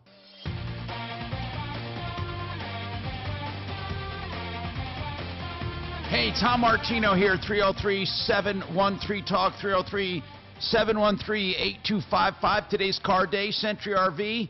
That's a vehicle. And you know what? Century RV has screaming deals for new and used. They'll even buy your used. And they have a new maintenance facility for all of their customers. Exit 240 and I-25. That's the Longmont turnoff. They're on Frontage Road. CenturyRV.com. 303-453-1111. All right, now, I know Alvin's been waiting, so let's take him. He wants to talk about a car issue. Go ahead, Alvin. What's happening? Hey, I got on the 2013 Audi. I was wondering what would cause it to constantly give out too much boost. So they replaced the turbo, and then the guy say it's still giving too much boost. Doesn't that have to be adjusted, Kevin? Well, yeah, different wastegate adjustments and solenoids, but if the turbo is replaced, it shouldn't really need anything. When you say too much boost, are you getting a code, a check engine light, or how do you know it's too much boost? Well, so with my brother, it actually was my brother's car, and I'm getting it from him. So he said when he picked it up from the shop, he got on the highway and it just took off real hard. And then he said that he had a check engine light and it started acting like it went into limp mode. So he took it back to the guy, and then the guy replaced the turbo. I don't know if he did it twice, but I know he replaced it this time. And then I called him and I said, hey, is the car ready? And he texted the guy, and the mechanic told him that the car is still giving too much boost. And I go, well, that sounds like something electrical, or did he check the wastegate or something? But you know what I mean? Yeah, depending on the code, there's a lot of recalls and things on their turbos, so it's got to be code specific. But there are solenoids that can do that. So it's probably most likely to be like a solenoid, not the wastegate. Typically, yes. Like The wastegate should have come new with the turbo if they replaced it. Yeah, that's what I thought. That's why I asked my brother. I said, "You sure he replaced that turbo and not just telling you that?" But he said it was under warranty. So what I told him, I was like, you know, if he can't get it right this time, will I be able to bring it to you and use the warranty over there, or that wouldn't work because he already got it? Yeah, whoever you got the work done is going to be the only one that can cover the warranty. Yeah, I mean, but isn't that a minor issue? It could be, yeah. Again, if they actually did replace the turbo, yes. Right, because what made me sketchy about it is that he had this car since November. And I told him, I said, dude, it don't take that long to put a turbo. He doesn't replace that turbo. That's 2 or 3 months. Got it. Even if he is behind. Well, Alvin, Kevin gave you his opinion. And, yeah, if you give me more specific info, I can look up more stuff. But, you know, you can call me. Yeah. Okay, I'll do that because I'm trying to get it away from this guy. I don't know. Okay, Sheridan Auto Tech, by the way, is 303-455-7242. Steven, what's going on with you, sir? Hi, guys. Hey, what's happening? Actually, I wanted to speak to Mark, Tom. Well, he's here. Go ahead. Okay, Mark. So next week, I've been working for UPS for going on 17 and a half years. And next week, my pay rate is going up to full scale, about $36 an hour. And I don't know. What do you make now? How to 21. Okay, damn, that's a hell of a jump. Nice raise, bro. I know. I've been working at it for a while. So what's your question? I went to. So for my future, I don't exactly know what steps to take to I'm kind of nervous about getting this raise because I don't want to get the raise and then just spend all the money. Put it in the bank. I want some. Seriously, this isn't brain surgery. Just put it in the bank. Steven, save what you can. I want to weigh in here. I don't know exactly what you mean. You're getting a raise. He doesn't want to blow it. He can live off the $21 an hour he makes now, and he wants to save and not blow the other money. Okay, how much do you have in savings right now, Steven? Goose egg. And what do you have in a 401k or an IRA? In my 401k, I have about $12,000. So you have a 401k at this job? Yes. That's good. You should also do an IRA. That would be a good thing to do. You can fund it with this extra money because that's tax-free growth. Okay. I mean, and then what Mark said, savings. I mean, obviously, you know, there's not a lot of money there to be messing with, but... No, but it's not spending the money. Right, exactly. You put it And away. I'm not so sure you put it in a 401k right now. No, I didn't say a 401k, an IRA. Yeah, well, I'm not so sure you put it in the stock market right now. Hey, what about hold on. Joe's? You don't have to put it in the stock market. You can put it in an IRA, and you don't. I mean, if it's a self-directed IRA, you don't have to. Tom, but we're talking like 18 times. I mean, we're talking. He needs to build something up. Is all What I'm about saying. Joe That's why I said Schiano's, savings. Okay, I'll tell you what. You're annuities. right. Hold on. No, it's not. No, it's not enough. I wouldn't put it away in an annuity. There's not enough. Here's what I would do. No, you have to save up the first amount. That's all there is. Yeah. Here's what I'd do. I'd set a goal, and I would say to myself, dude, I'm not Chuck. I'm sorry, Steven. I would say to myself, I'm going to save up $1,000. And if you save up $1,000, call back in, and I'll tell you how to make money or give you ideas of how to make money off that $1,000. That should only take you a month with that. Yeah, rate. but here's the deal, man. If you want to have some growth, okay, you have right now there are some online banks paying as much as 4% to 4.3% a year. And they might even be paying more in a savings account. By the way, they're not CDs either. They're just regular savings accounts. You can earn 4%. That's a lot of money for savings. So you ought to Google online, and of course, make sure it's a real bank for sure. One of them is Webster Bank, I believe, under the name Brio Direct. There are some really good online banks that have brick and mortar, and they're for real, and you can put the extra money away. And by the way, that is smart to put the extra money away if you don't need it to live on. We have more coming up. I'm Tom Martino.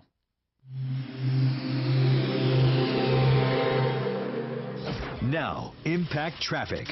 This report is sponsored by Progressive Insurance. I-25 is a bit of a mess as we navigate that noon hour. Northbound 25 into downtown, we've got an accident at the right lane at Spear Boulevard. Stop-and-go traffic back from Alameda. Folks can expect an 8-minute delay through the downtown area. Further north, I-25 northbound, again, an accident in the right lane right after the ramp from 84th. This one has heavy congestion around the area, but delays are minimal. Fox 31 pinpoint weather. It's a cold one after yesterday with highs in the lower 30s. Overnight low of 15 degrees, and we can expect some more snow tonight. The current temperature in Denver is 29 degrees. With your impact traffic and weather, Mark Swan, 630 KHOW. Progressive Commercial. All right, coming up next, Tom. You got about 10 seconds. Gotcha. Options. An easy-to-use mobile app, personalized discounts, and more. Get a quote in as little as 6 minutes at progressivecommercial.com. Discounts and coverage selections not available in all states or situations. Okay, I like talking about this because the guy just called and said, where can I put some money? You know, become the banker. You can start it for as little as $200 a month. What is that?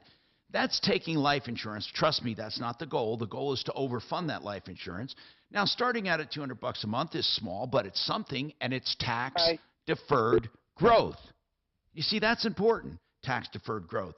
Later on, you can borrow from that, pay yourself back with interest instead of using credit cards. To find out more, why don't you go to becomethebanker.org or call 303-779-6600. FixMyHome.com is the website for Fix-It 24/7. And here's what I love about Fix-It 24/7. What you have is a company that'll send someone to your home for $39. Plumbing, heating, cooling, electric, or drains. They'll assess the problem and find it for $39 and give you a 100% guarantee to fix it, satisfaction guaranteed. And if you decide to have the work done, they even credit you the $39. FixMyHome.com, 720-526-3939.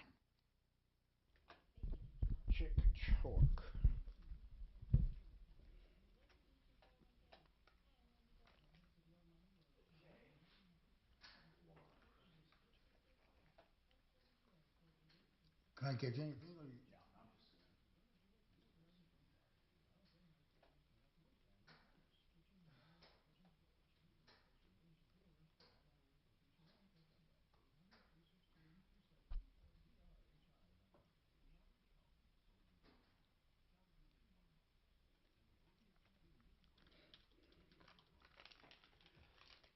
Oh, my God. Why did I say yes to Leland?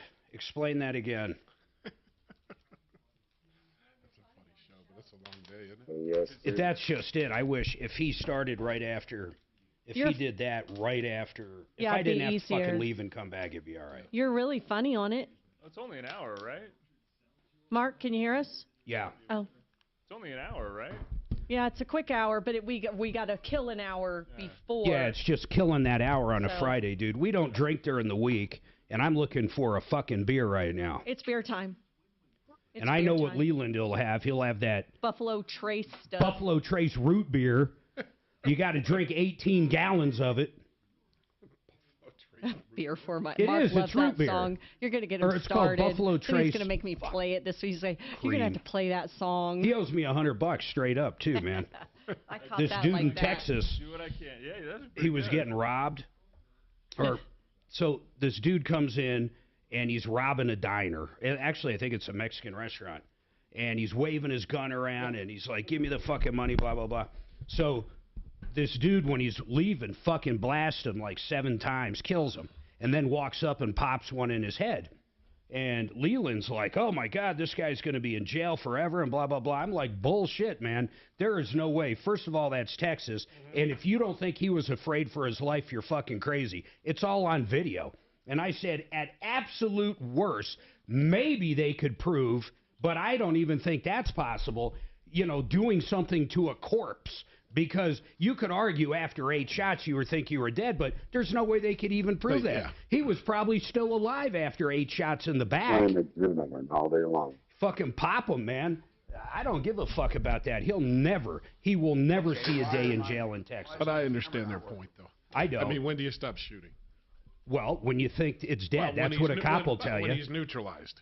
I don't know. When you about run out of neutralized. bullets. When you run out of bullets, yeah. And the guy had, he already spent a shitload of time in the fucking can. Yeah. No, and I mean, it's easy to say, and you're sitting in that position. It's hard. Are you kidding? How would you feel? Like, literally, you think the guy might get back up? I'd want to fucking end Oh, it, yeah, too. I'd want to make sure, yeah. In my eye, I always saw it with cops. I never heard neutralize. I heard when they start shooting, it's not to neutralize, it's to fucking kill at that point. In fact, the only time you use deadly force is when you're in fear of your life and you take the other guy out. You don't train a cop to shoot someone in the fucking leg. No. Center mass. Yeah, you want to go for you hit someone I know in the heart, what they I drop think. dead What he was instantly. saying, and what he was saying is that because the guy was no longer a threat, perhaps he would have lived, but he was no How do longer. you know that? The gun's still in his fucking hand. Well, How do the we gun know wasn't. he's no longer a threat? They said the gun was I don't agree. I'm just saying that's what he was saying. And Kevin's saying it wasn't in his hand, but I don't know. I'm telling you right now, if someone was in my fucking house waving a gun around and I had the chance to kill him, and then I wasn't sure he was fucking dead, I'd make sure he was fucking just dead. if he twitched or something, yeah. Gentlemen all day long. God, What's that, Talib? does his audio suck as much as it does here? All I hear, like I said, It's I was joking mumbling. It's before, a voice from God. I It's hear overmodulated as hell. Take a step back from the microphone, too. Man. Like, there's a perfect, I don't know if he said ah or eh. 15 seconds. White House stays so quiet on those documents Biden has all over the place. 68 days of silence, that, plus James Comer and what he's hoping to uncover, plus Dr. Jesse Lopez on a Friday on The Joe Pag Show. Tonight from 6 to 9 on 630 KHOW. Hey, Tom Martino here, 303-713-TALK, 713-8255. Welcome to the show. Let's talk to, let's see, Chuck. Chuck, what's going on with the auto body shop? What's going on, Chuck? Yeah, I don't if I can explain the situation. So Go ahead, I had sir. a family member, actually a brother-in-law, pass away about 8 months ago. I didn't know it at the time. He had a car that he had gotten from his son that also passed away about 5 years ago. And he wanted to keep the car as a memento of his son. Well, he had been driving the car. He got into an accident. The car was totaled by the insurance company. They gave him approximately between $4,000 and $5,000 as a settlement, but he wanted to keep the car. The car was probably worth, I'm guessing, about $8,000, somewhere in that neighborhood. He knew a guy that owns. It's not really a body shop, but it's a racing. But hold on, does all the, I don't mind you telling a story, but does all of it have anything to do with your ultimate question or problem? I guess my ultimate problem is I've been talking to the guy, I've been texting the guy, I've been doing this for about 6 months. So basically, it's at a body shop and the guy's ghosting you, or what? No, he's not. He's basically.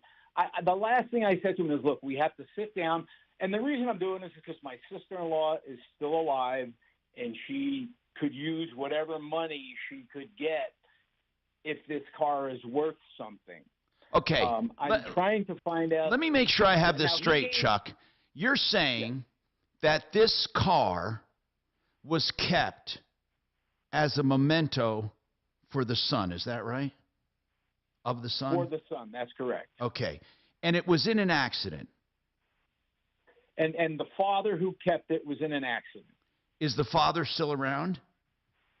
No, the father just passed away about 8 months ago. Okay. Now, this car was purchased by the insured after making a settlement. Is that right? Yes, that's correct. Okay. And it's at a body shop right now.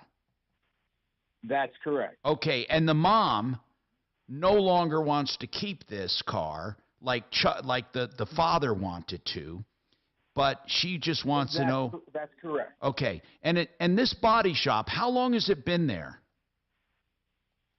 Between 3 and 4 years. Well, why has it been there that long? I'd like to ask that question to my brother-in-law, but he's no longer with us. What's the name of the place? Don't say 44th Auto. Names. It's what's that? Don't say 44th Auto. It's not. No, it's a place called Cope Design. It's also called Thompson Street Racing. Chuck, here's what I want to know. Was it a fancy car at all? It's a 2004 Volvo. All right, it's nothing then. It's not a fancy car. But, Chuck, it's very possible this guy doesn't have the car anymore, or the storage is going to kill you. Hold on, and we'll come back to it. Plumline Services has a... Why is it? That's weird. Oh, because I hit the damn button like a This any better? freaking moron. Yeah, that's much better. Yeah, we can hear you. Because I'm an idiot, that's why. What were you using before? That you don't even want to know. You know, I was picturing one of those old stick mics you would get free with like a fucking AOL subscription. It's one of those gaming headphones with the little microphone attached to the... Oh, that should sound better than he did before. What were you trying to say about that guy that got killed in that Mexican restaurant? I didn't understand a word you were saying. Basically, that I just saw the video also. Would you not plug him at the end, or you would, or wouldn't? I'd be claiming it was my adrenaline, you know? I mean, like, once you get wound up and you start dumping, you dump, Hey, Talib, I need to restart my camera. Yeah. You do? I mean, it's crazy, like man. It's dead right now. And that's just it. Actually, you wouldn't even have to claim it was adrenaline. Anybody that could be calm, cool, and collective about that was in the military. Yeah. Oh, goodness. That was, if that dude looked pretty calm, cool, and collected, but you don't know what's going on in his brain. Once the trigger starts, you don't know. Hey, you guys, Garage Kings is at that property for the Garage Magic Mess. Let's pull him up. Let's get him up. Well, I haven't, he's assessing it right now. I'll give him a call here in a minute. That was quick. Yeah, he got up there fast.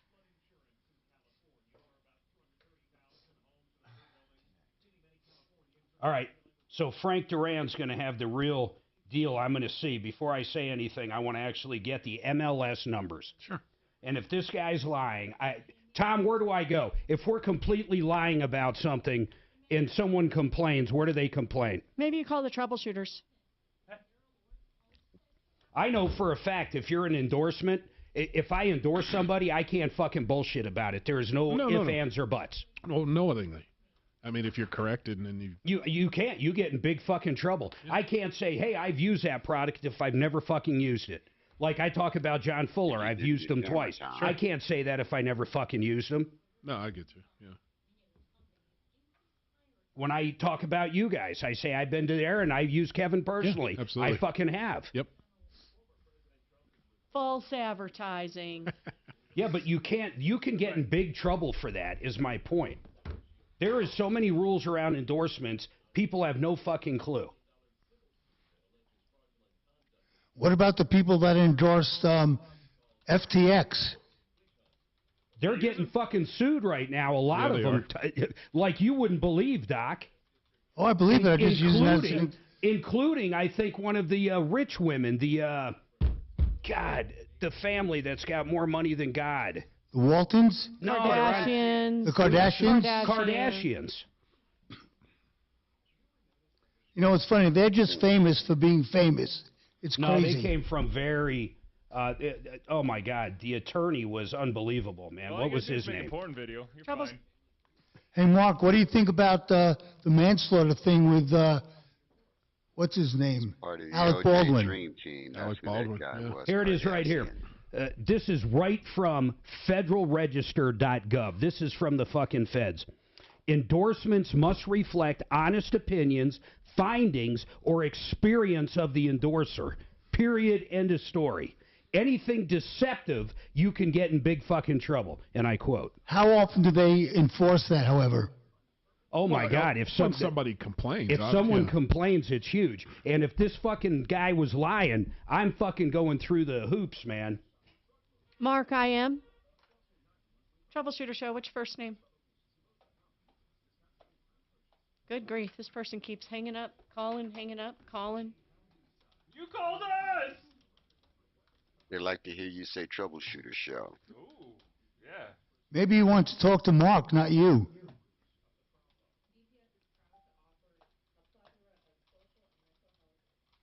But who would want to hear Mark's voice over Suzanne's voice? Doc, you playing golf this weekend? Here we go again. I don't think so. Troubleshooter Show, what is your first name? Say something! Deborah, hi, in a sentence or less. What would you like to talk to Tom about on the show today? Hey, Mark. Quality YouTube right here.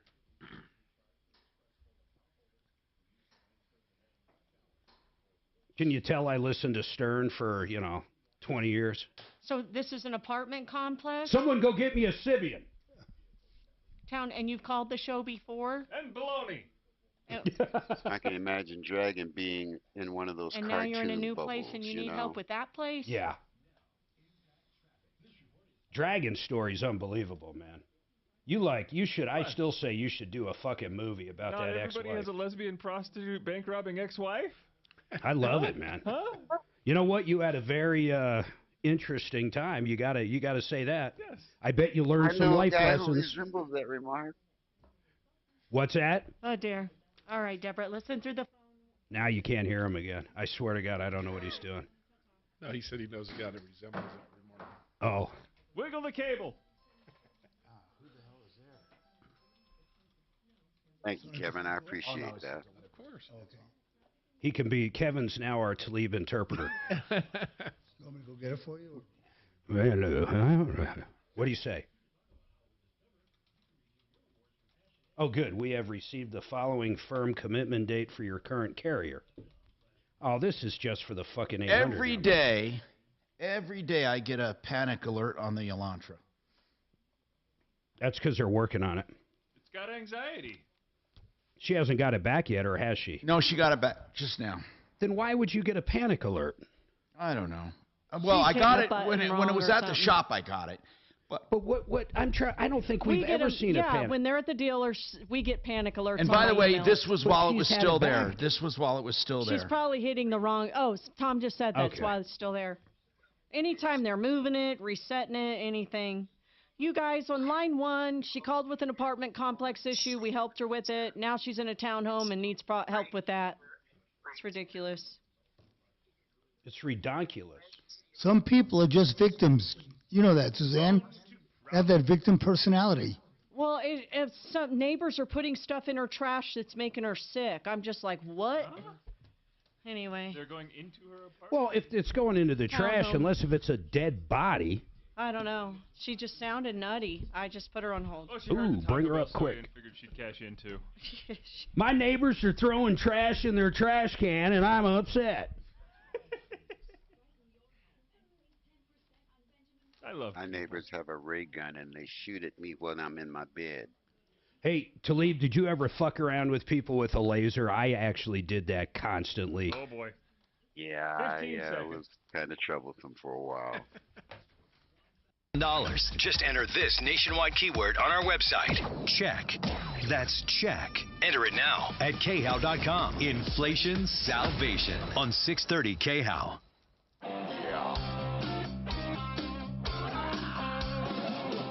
Ripped off, bad news. You need advice so you don't have to lose. We'll come running just as fast as we can. Troubleshooter's gonna help the common man. This is the Troubleshooter Show. Now, Tom Martino. Hey, I'm Tom Martino. Don't forget this month, you get a whole house water filtration system, whole house water filter, along with water softening for under $2,000. That's for the water softening, and the filter's free this month only. Waterpros.net. Drinking water plus water softening. Now, we're going to go to the phones, but off the air we were talking about lasers. And do you know when they first came out, everybody was screwing with them. Those little handheld lasers. And you wouldn't believe how far they travel. So, do you know what I'm going to talk about, Mark? It was incredible, man. We were both like, holy blank. What did we do? I stood on a roof in Clark Farms in Parker, Colorado. You were probably, well, as the crow flies, what do you think? I'd say a solid 10 miles. Yeah. And I was 10 miles away. I was on my deck. And I was on my roof, and basically we both had the cheapest laser pens you could buy. I mean, you know, they were like $10 back then. And you shined it on my deck.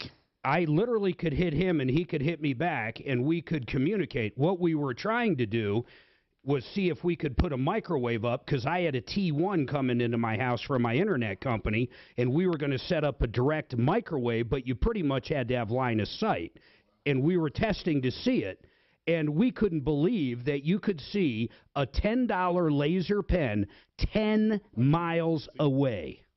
Yeah. And, you know, it causes big problems with pilots. Aircraft. Yeah. So, anyway, let's go to the phones. Chuck, I didn't forget about you, the auto body shop. But here's the bottom line. His friend has a totaled car at a body shop for 2 years. Now, what I don't understand is why it was there so long, but he doesn't know either because it was his friend's. I do know. Oh, go ahead. I do know. So, can I talk? Yes. Okay. So basically, my brother-in-law was trying to do this cheaper because it was going to be out-of-pocket money. So he was trying to do it with used parts rather than aftermarket parts or new parts. So the guy that owns the shop kept trying to locate these parts. He would periodically tell my brother-in-law, hey, look, I can't find the parts. I can do it with aftermarket. No. I can't afford it. We're going to have to do it with used parts. And they just kept dragging this thing out. And it wasn't 2 years. It's been about 4 years. I still don't understand what the problem is. You just want the car back now? Well, no, the problem is that my brother-in-law handed over a check for $4,500 to this guy. And I'm trying to find out what – I mean, I think I should at least get – But he's dead, right? My brother-in-law is dead, yes. And how long is this check? I'm sorry? How long ago was the check cashed? 4 years ago. 4 years ago. If the guy's fighting with you over it, I don't see a chance in hell unless he's going to be a decent guy, Tom. I don't see how. First of all, hold on. we got a number of things to talk about that don't need stories. First, what I mean by this is the $4,000 that he paid the body shop. Is there any proof of that payment? The guy had said to me, "Yeah, I got the check from your brother." All right, no. That's not what I'm asking. Is there any independent proof of it? Independent proof of what? I don't understand. Like a canceled check, dude. I could go to the insurance company and get a canceled check, get a copy of the. Okay, no. What you're going to find is what will the insurance company? They'll have a canceled check of this body shop cashing it. I'm sure they will, because the check was given to the body shop. Oh, directly from insurance. No, I don't know that for a fact. Chuck? What I can tell you is that the check from the insurance company at one point was given to the body shop. The guy that owns the body shop said, "Yes, I got the check and the car with the intention to fix the car." Yeah, but Chuck, he's not going to say that in small claims court. Here's what I'm getting at. You don't have anything on your side. Everything is against you. It's 4 years. I don't disagree with that. There's no contract. There's nothing. There's really nothing. What do you want right now? Let me guess. You want the car back so you can sell it, and you want the $4,000 back. Is that what you want? I don't know what I want, to be quiet. That's why I'm calling. Well, what is the shop's? Have you talked to the guy at the shop? I have been in contact with this guy on and off for the last 6 months. Have you gone down there to see what the car looks like? I have gone down there and looked at the car and seen what the car. When was the last time you were there? Probably about 2 months ago. Okay, good. So we know the car's there, and it's still totaled? Yeah, it doesn't look totaled, but it is. The front end is bashed in. And you said it's a what year? I think it's like a 2004 Volvo S60. So it's worth nothing right now. Zero. I'm telling you that right now. It has no value. Yeah. I would just suck it up, man. The car's gone. Yeah, dude. the car's gone. It has no value. If this guy chose, let me just tell you something. If you chose to go after him for $4,000, he could choose to go after your brother-in-law or your sister for storage. Well, and again, that was my thought. Is I thought of that exactly, but since there's nothing in writing. Then, okay, hold on. See, Chuck, this is funny because you're like every other consumer, and I'm not saying this as an insult. You look at everything your way and not their way. So you just told me there was nothing in writing, which means nothing ever happened, and you can't get the $4,000 back. So it's one way or the other. You're going to say either, yes, he gave you $4,000 with the understanding of fixing the car, he's deceased. The car was never fixed. This guy can say, because there's nothing in writing, he was supposed to come back and pay more money, or he was supposed to tell me what to do, and he never did. Therefore, I am charging him storage. And you're going to say, but there's nothing in writing. So, Chuck, you can't have it both ways. No. I'm not arguing this point. I'm actually kind of playing the devil's advocate because I'm interested in hearing from your perspective what my options are. Okay, here's what I truly believe. Unless this body shop totally admits everything, here's what the body shop can say. You know what? No harm, no foul. I never spent the money. Here it is. Take it. But you'd be a fool to take the car back because you'll have nothing but a hunk of junk, okay? Yeah, but none of this matters. First of all, if there was some fraud, it's been 4 years. None of this matters. There's no fraud, Mark. Nobody's alleging fraud. No one is. Again, he kind of is. I'm sorry? You're kind of saying the guy's keeping the car and he shouldn't be. No. I'm not. I feel that the guy I personally think the guy really has gone out of his way for my brother-in-law, to be quite honest with you. I mean, for somebody to say, look, let me keep the car here.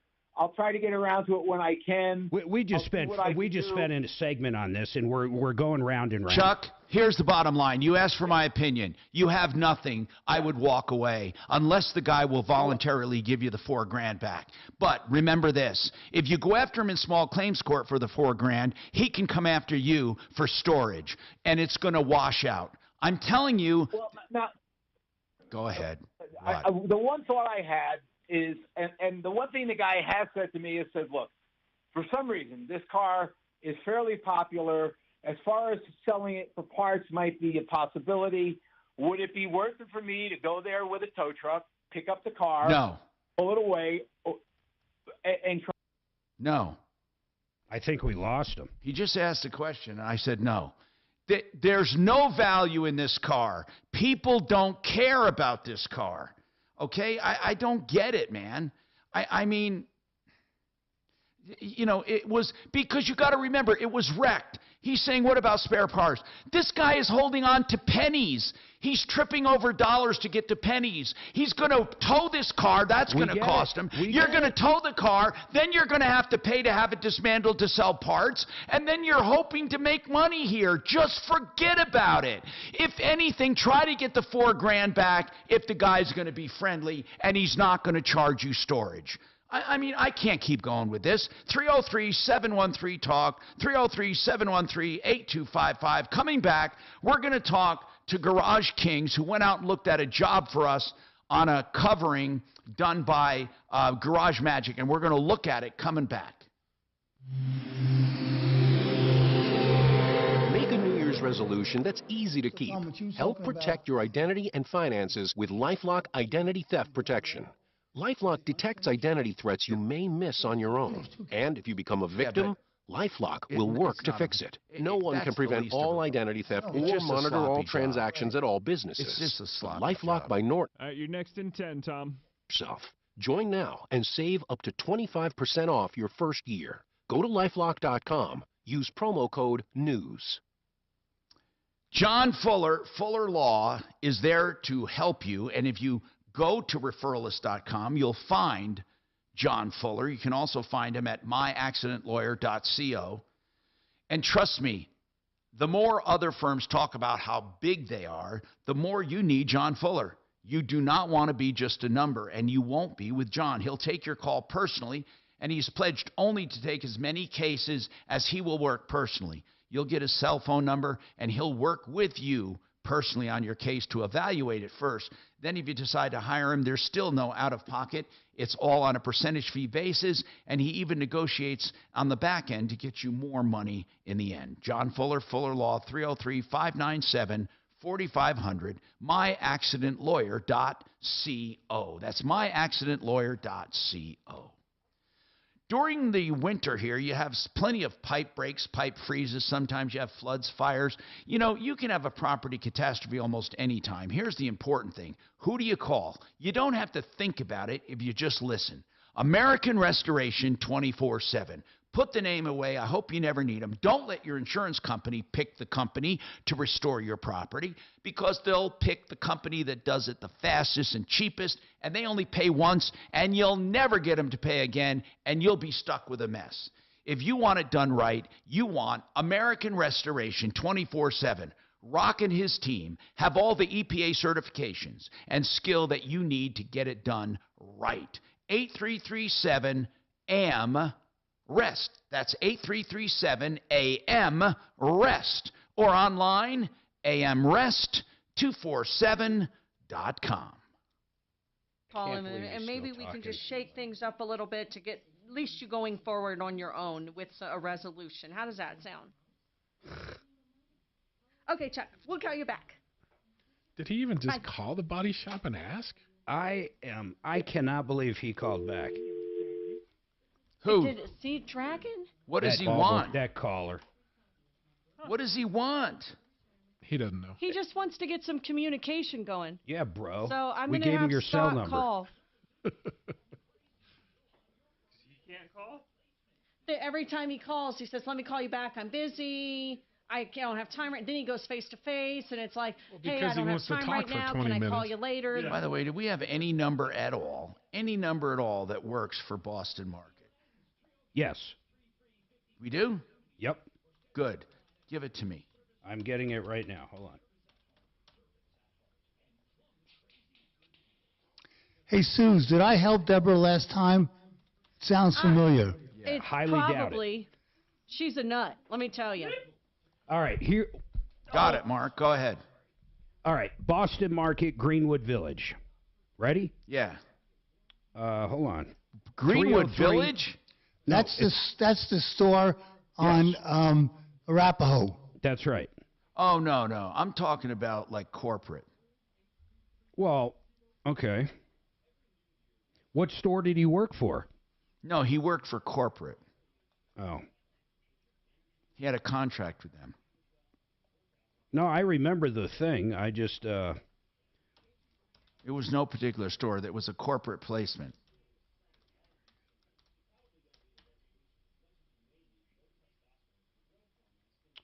La la la la la. I never liked Boston Market. No, I thought it was pretty good. Was it? Isn't it? It was rotisserie, right? Mark, Yeah. what if theoretically... I like Costco rotisserie, Sam's Club, Yeah. King Soopers, Kroger. I don't like theirs. Safeway sucks. They did a whole lot of stuff. I lived off of it 2008 and 9. Boston? Yep. Yeah. We had, do you know Mac or you don't know Mac, Talib? I think you know Mac. Yeah, Big Mac. Big Mac. His wife worked for Boston Market corporate for quite a few years, but man, that had to be, that's 15 years ago. Yeah, like I said, it was 2008 through 2010 when I was in L.A. Anytime he would show up with her, whether they were coming over to our house or she'd bring Boston Market, man. There was always, you know what was good there? Their mac and cheese was decent. Some of their vegetable stuff, it was just, different. I'd take KFC over Boston Market chicken-wise. KFC's. Hey, Tommy. Oh, get the fuck out of here. Can you take 4, KFC, the please? original fucking Wait, what? spices? Oh, no, Popeyes. Take 4? Yeah, I will. .com. 630 KHOW, an iHeart radio station. All right. Let's talk. TJ went to look at a job for us. TJ is on the referral list with Garage Kings. He went to look at a floor, Lisa's house. Lisa had a company come in. She sent pictures. The pictures don't look great. Of course, a lot has to do with the condition it was beforehand, but we do have some drywall that was definitely contaminated. TJ. Wait, why would it have what do you mean condition beforehand? Like the drywall?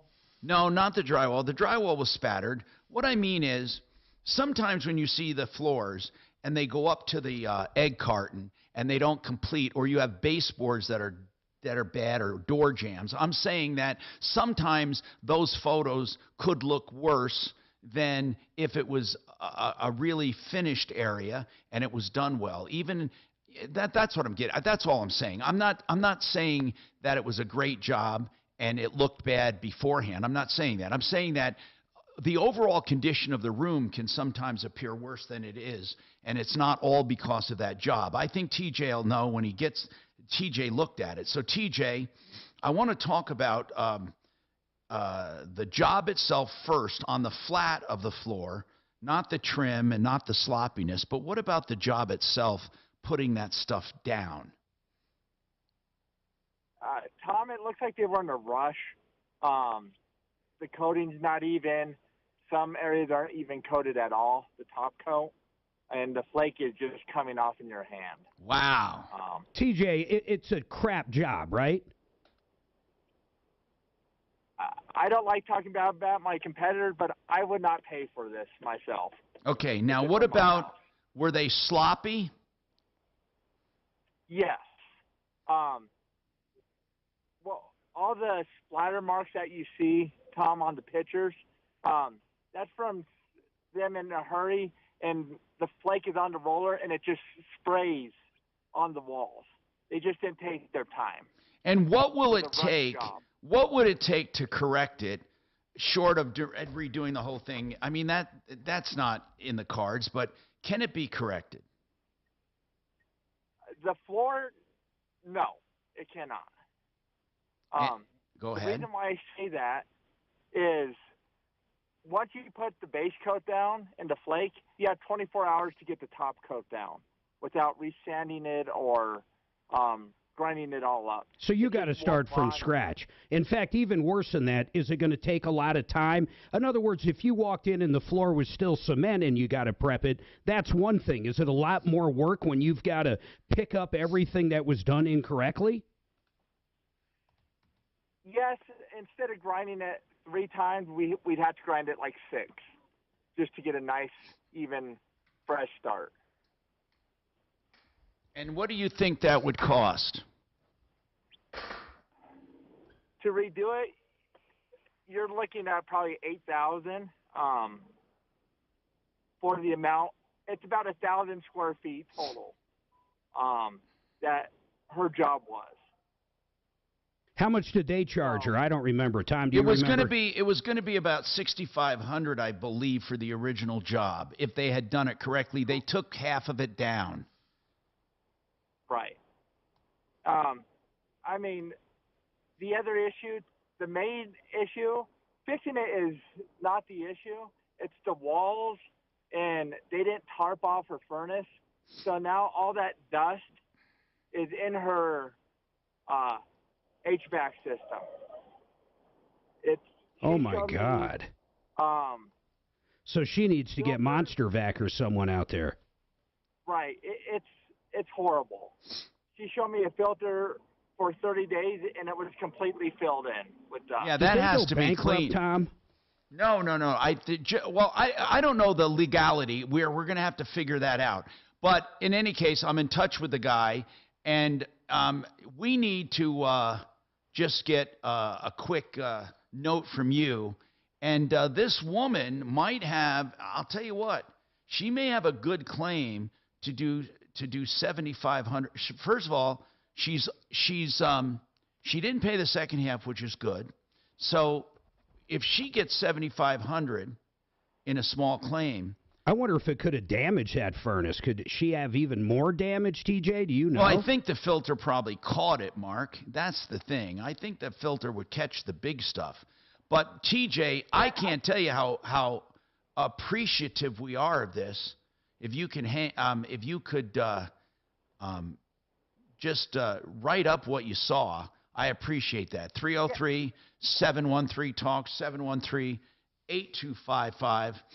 What I'm thinking, Mark, if she got a judgment for $7,500 in small claims court, plus she has the money she hasn't paid in, that would be a total of over 8 will be almost 9. Yeah, but we're not Shouldn't Garage Magic be making this right? That's what I think. How about the drywall and all that stuff? No, Mark, that's what I'm talking about. I think she can fix this thing for money for $7,500 plus the $3,200 she never paid. I think you could fix it for that. That's over $9,000. That's $10,000. No matter how bad a job is, you absolutely. And as far as making it right, of course. But the thing is, they're winding down business, unfortunately, and he has to either take care of it or she's got to find a way to help to get the money to take care of it. In other words, to get the money from him. So we'll figure it out. 303-713-TALK. 303-713-8255. Deborah, what's going on with you, Deborah? What's happening? I have 2 items, Tom. One would be VA medical neglect, and then also when I called in about 3 weeks ago, because you all helped me back in June when I was in... What medical... Wait. What are you talking about, medical neglect? What are you talking about? I'm a veteran, and I have had 3 knee replacements, a hip replacement, and female problems, and these problems are ongoing since 2015. They're denying me my... Who's denying you? VA. The VA Medical Center. What are they denying you? Eyeglasses, my estrogen medication. I have seen an orthopedic doctor, John Maynard. The first time I was supposed to have 2 video conferences with him, and they didn't happen. So you're upset with VA? Yes, but I'm an overcomer. And I'm grateful that I met you and you knew my dad. I went ahead and contacted DVR, which is the Department of Vocational Rehab. And what they're doing is causing me not to be able to go back to work. And you need to get a lawyer that specializes in the VA. There's a lot of them out there. That's one of the reasons I was calling. Well, I'm not sure I'm not sure you have a case. I mean, Deb, I understand what you're saying about medical neglect. Oh, I do. I have documentation. Deb, I'm not saying that you don't believe, Deb. I'm not saying you don't believe you have a case. What I'm saying is the level of proof, the preponderance of the evidence that you need to bring a claim against the Veterans Administration for medical neglect is a very, very, very high standard. I'm not sure that you would have the money or the time to fight it. Honest to God, I mean, you're talking about almost an impossibility here. I mean, do you have the wherewithal? I mean, is it right now? Does it all come down to eyeglasses? Because guess what, Deborah, it's not going to be worth the fight. No, Tom, please listen. It's not just the eyeglasses. My implant is detaching. Okay, I have glaucoma, and I've had multiple surgeries through them. They changed my legal name. I have witnesses. I have. Deborah, hold on. Deborah, I'm sorry. I know you want to talk, but I have to interrupt. What does changing your name have to do with anything? They changed my legal name, and I was put in the system for several different people, and it's against the. Well, what does that have to do with your medical care, Deborah? Who cares about that? She told me the neighbors were putting stuff in her trash that was making her sick. That's what I got when she called. And that's still part of the situation where I'm living. And I'm still dealing with the apartment complex not fixing the front door. What are they putting in your trash or in their trash? I have no idea. I don't know. Is it trash? No, it's just some kind of chemical stuff, baby diapers, not putting them into the plastic bags. And that's violating my... That's trash. But it's also violating my lease because... I'll tell you what it's violating is your right to smell. I want to know something, Deborah. I want to know something, Deborah. Problems from the... Deborah, I'm going to tell you some stuff here because we may not be equipped to help this problem. I don't know if I can get your tenants, the tenants where you live, to stop putting stuff in the trash that you don't like. To stop putting trash in their trash. I don't know if I can help you. I've been trying to reach the trash company, but they can't help me. Okay, Deborah, no, is what they're putting, Deborah, can I ask you, is what they're putting in the trash, the stuff they're putting in the trash that is making you sick, is it illegal? Yes. Why? Diapers? No, liquid stuff,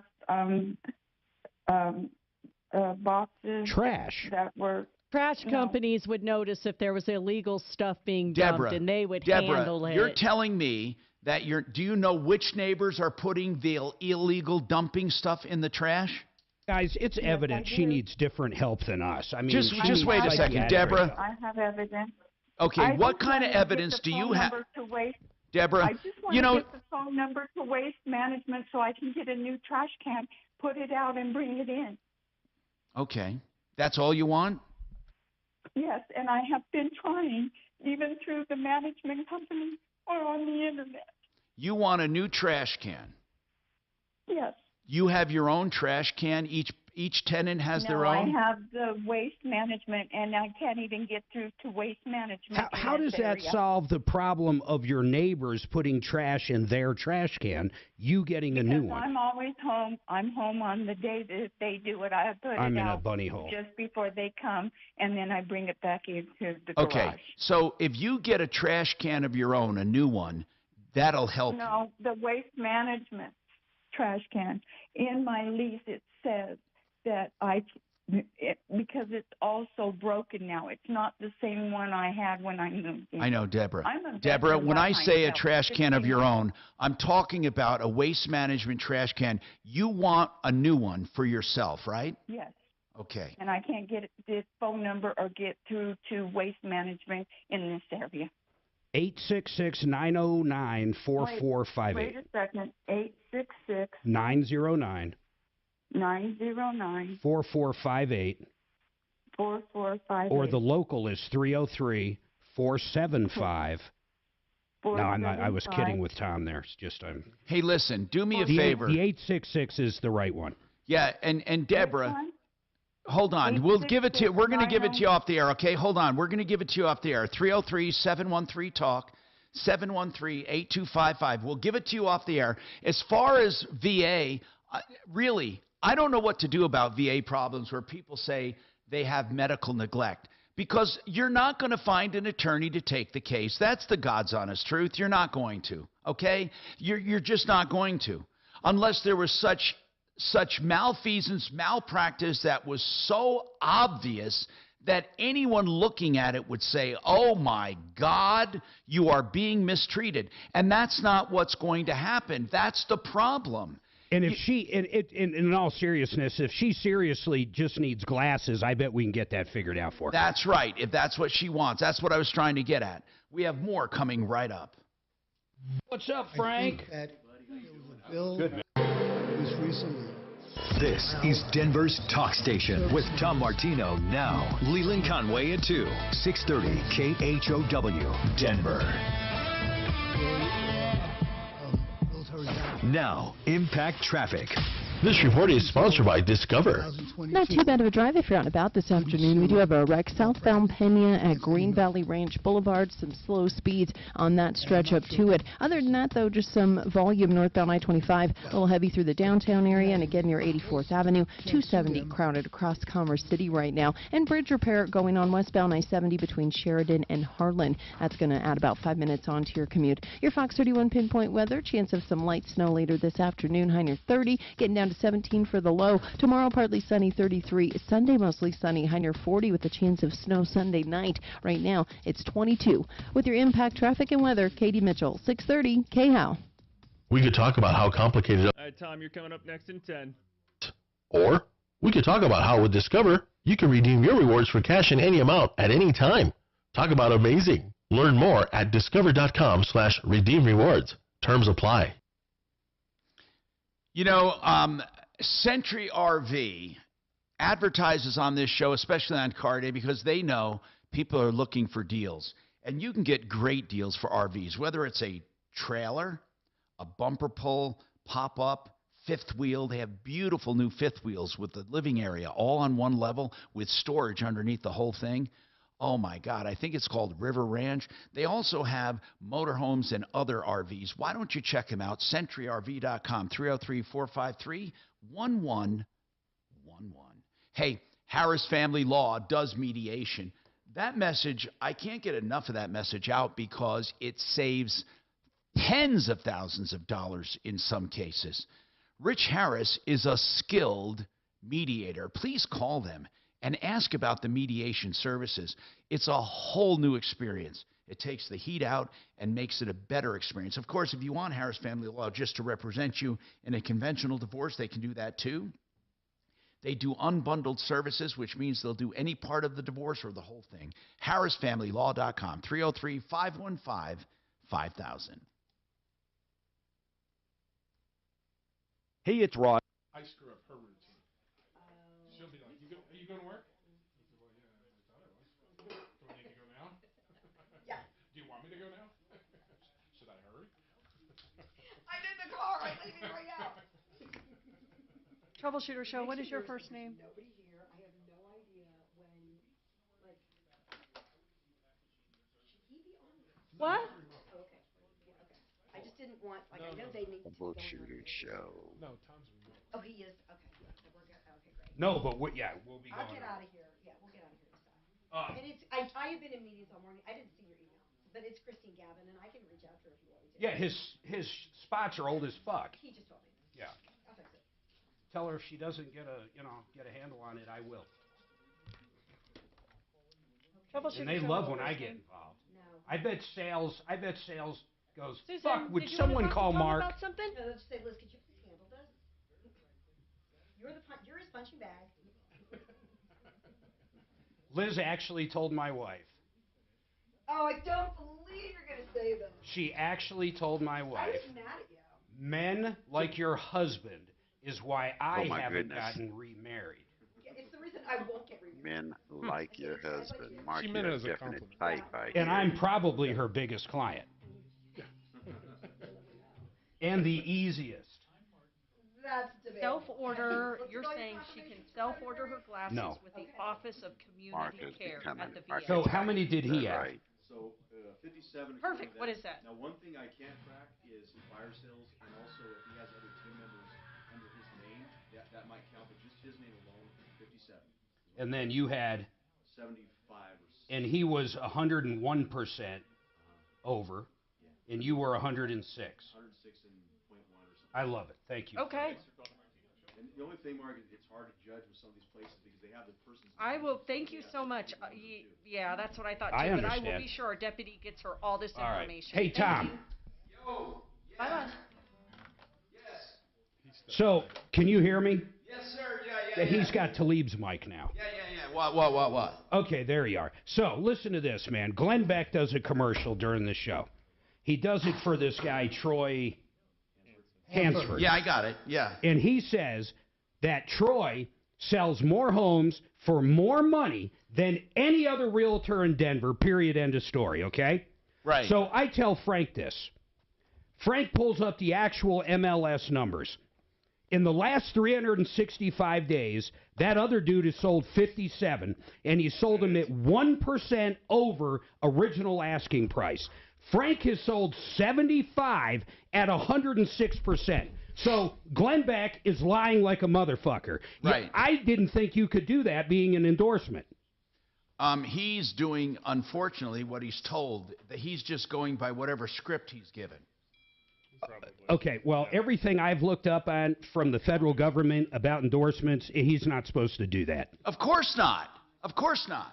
So who do I complain to But how at many iHeart? people- Because they shouldn't be fucking doing it. They're going to love me for this one. Well, you got to find out who owns who has the account first. It's a premier deal. Oh. Yeah, this is, it's big. Call his people.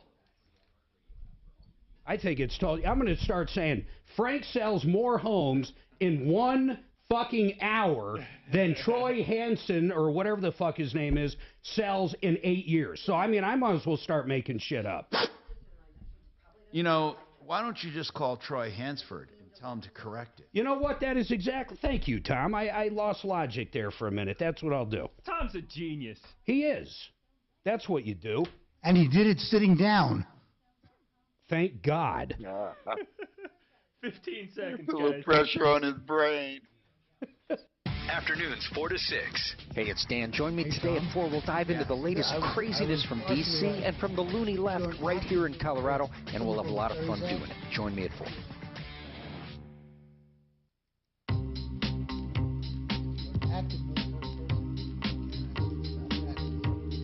Hi, Tom Martino,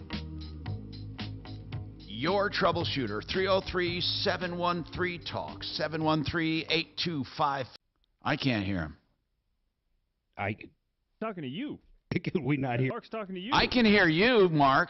No. Frank's right next to me. Frank, get up to that mic. But you know what I'm going to talk about. Are you comfortable if I ask you the question on air? Because I love Frank. You love Frank, and I know he sells more homes than other people. But there's an advertisement during our show saying somebody else sells more homes than any other realtor in Denver, and also on top of that makes more money. So I went straight to MLS and pulled all the figures. Hold on. And it's Is simply that not hold correct. on? Without playing it again, is that actually what it says? Absolutely 100%. In fact, Kevin heard it.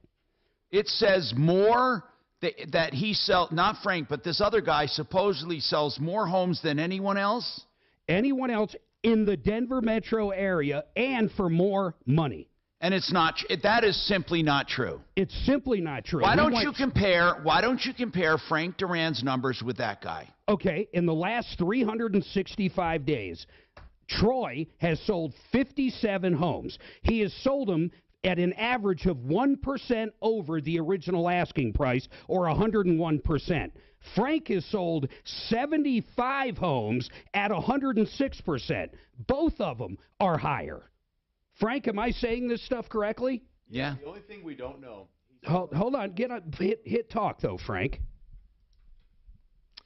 The only thing it's hard to gauge sometimes, Mark, is sometimes real estate people might have a team under them where they make sales too, and maybe they take credit for those sales, and that's what's hard to judge. So if you That's right. That's right. That wouldn't be he then, would it? So that would be my team. Well, there's a lot of them that do that, yeah. And Yeah, but hold on. A lot of people do that, though. So yeah, with ours, what it is with my listings, they're generally, I really do negotiate my own listings. I know you do. But I do have a team.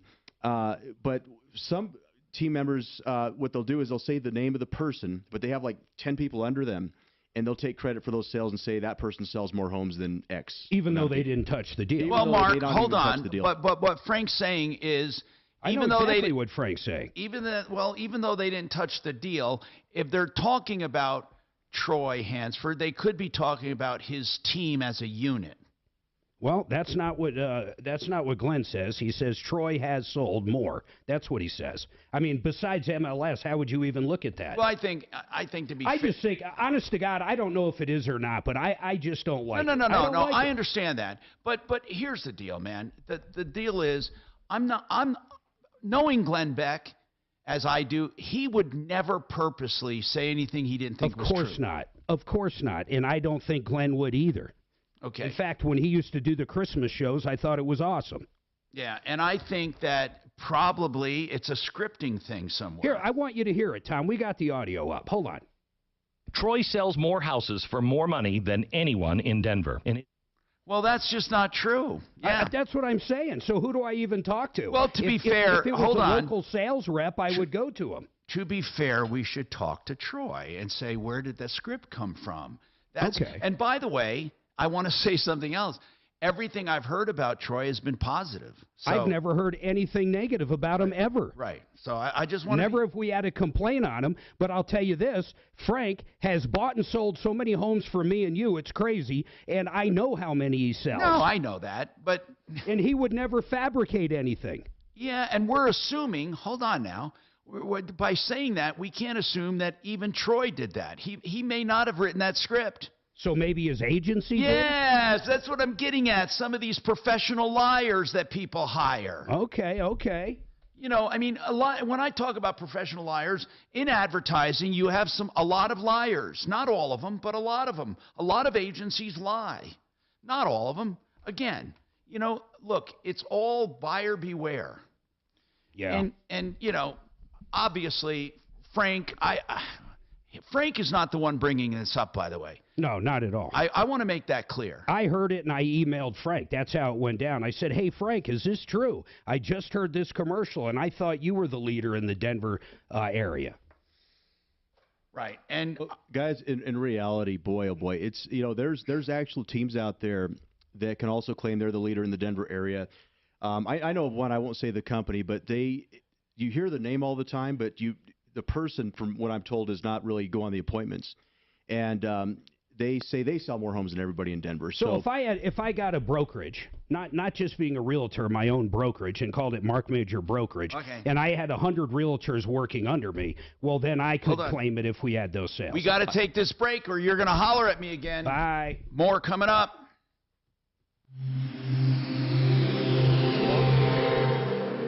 Now, Impact Traffic. This report is sponsored by Discover.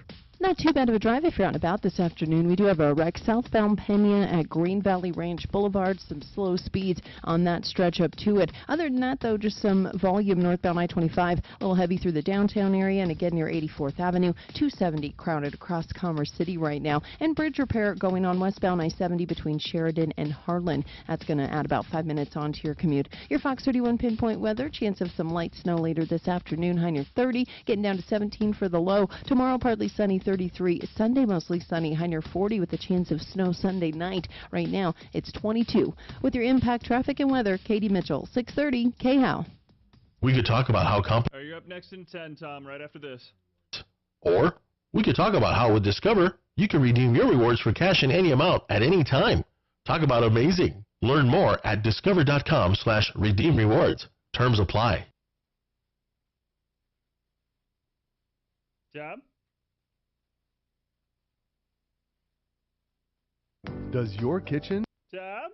windows, or doors need help? Well, Tommy, you there, buddy? Okay, here I am. Dan Sorry. Cicchini, Sorry, man. I had it muted. Kitchens, baths, windows, and doors. He said, and I quote, All right, so you're going to come I'm up so after this. sorry. All good. my dad when All right, so you get about 45 seconds, Got it. and then it's all you.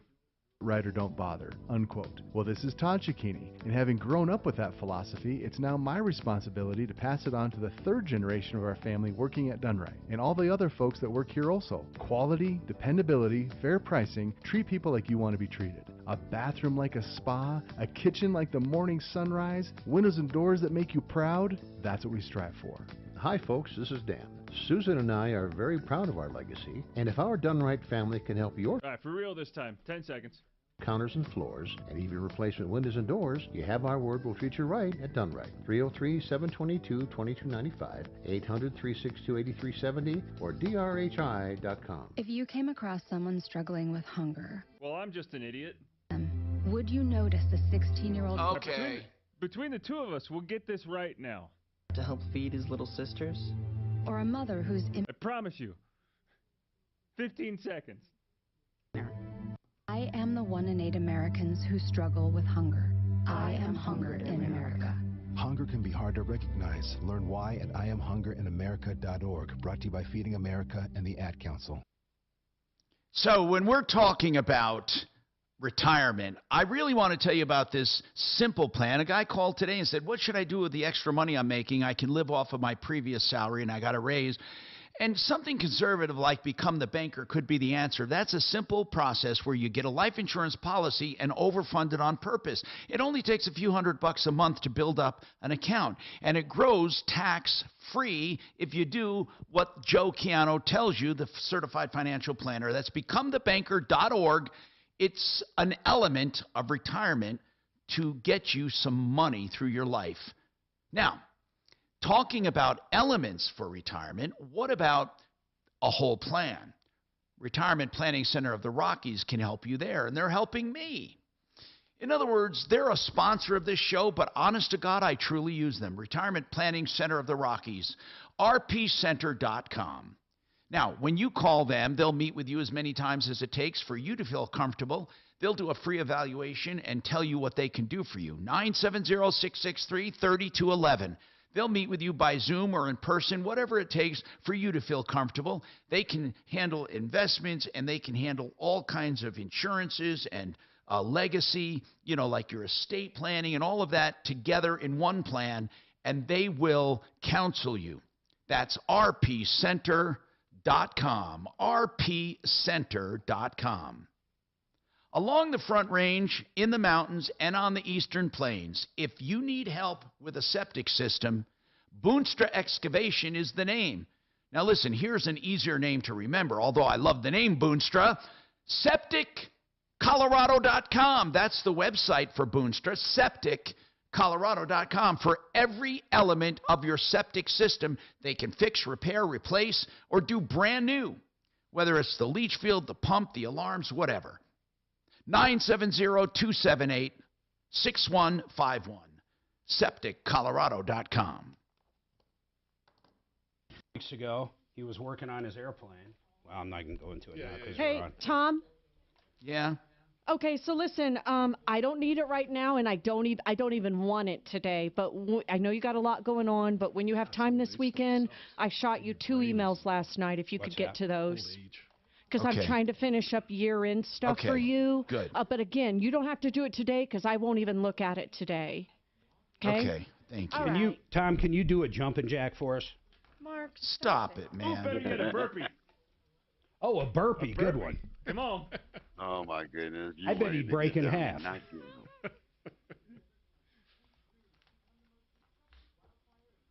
I'll tell you where he got me one time. You realize he can arm wrestle. Martino can straight up arm wrestle. Underneath those tight shirts, there's some muscles. Yep. I can Didn't you arm wrestle a cop one time on a speeding ticket? Finger wrestling. Thumb wrestle. All right, 10 seconds. Days of Silence, that, plus James Comer and what he's hoping to uncover, plus Dr. Jesse Lopez on a Friday on The Joe Pag Show. Tonight from 6 to 9 on 630 KHOW. Hey, Tom Martino here, 303-713-TALK, 713-8255. Brian, what's going on, man? Brian? Yes? How can we help you, Brian? So I'm calling actually, it's about my wife. She, about 7 years ago, to do her bachelor's degree for nursing, and school ended up not being an accredited school. Oh, my goodness. She took out student loans and stuff, and there's a whole bunch of them. Anyways, the Nebraska Attorney General sued them to get the money back. Yeah? And that was settled, and in October, they told my wife, if we're sending your check out, which is about $4,000. We still haven't received it, and she's been in contact with them every week, and I don't know what's going on. I'd call the Attorney General's number. Hold on. So you're saying they already settled with the school, and they got the money, and now you're just waiting for the money to be received? Yeah, well, they said they had already cut her checks out, and that was in October.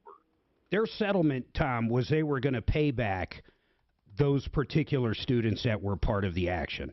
And it's not like they had to send the money or get fined by the AG, then the AG sent them. They're waiting from the money from the school.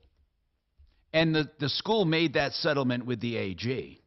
Correct. That's why I was saying he should call the AG's office. There was a bunch of those, not just that school, but a bunch of those things happening Brian, over the past few years. Brian, seriously, when I tell you this, because you waited a long time, we are not trying to, slough this off. Here's what we'll do. I promise you. Call the Attorney General. Tell them what's going on. Then please call us back, or we'll call you on Monday or Tuesday after you talk to them, and we will help make some noise about it. Okay, but we're out of time now, so save all your problems for me. Tom Martino. All right. And stay connected with all of us at 630 Guys, make sure he gets that so he doesn't think we're just telling him. Leland. Susie's on the phone with him right now. Denver's talk station, 630 KHOW.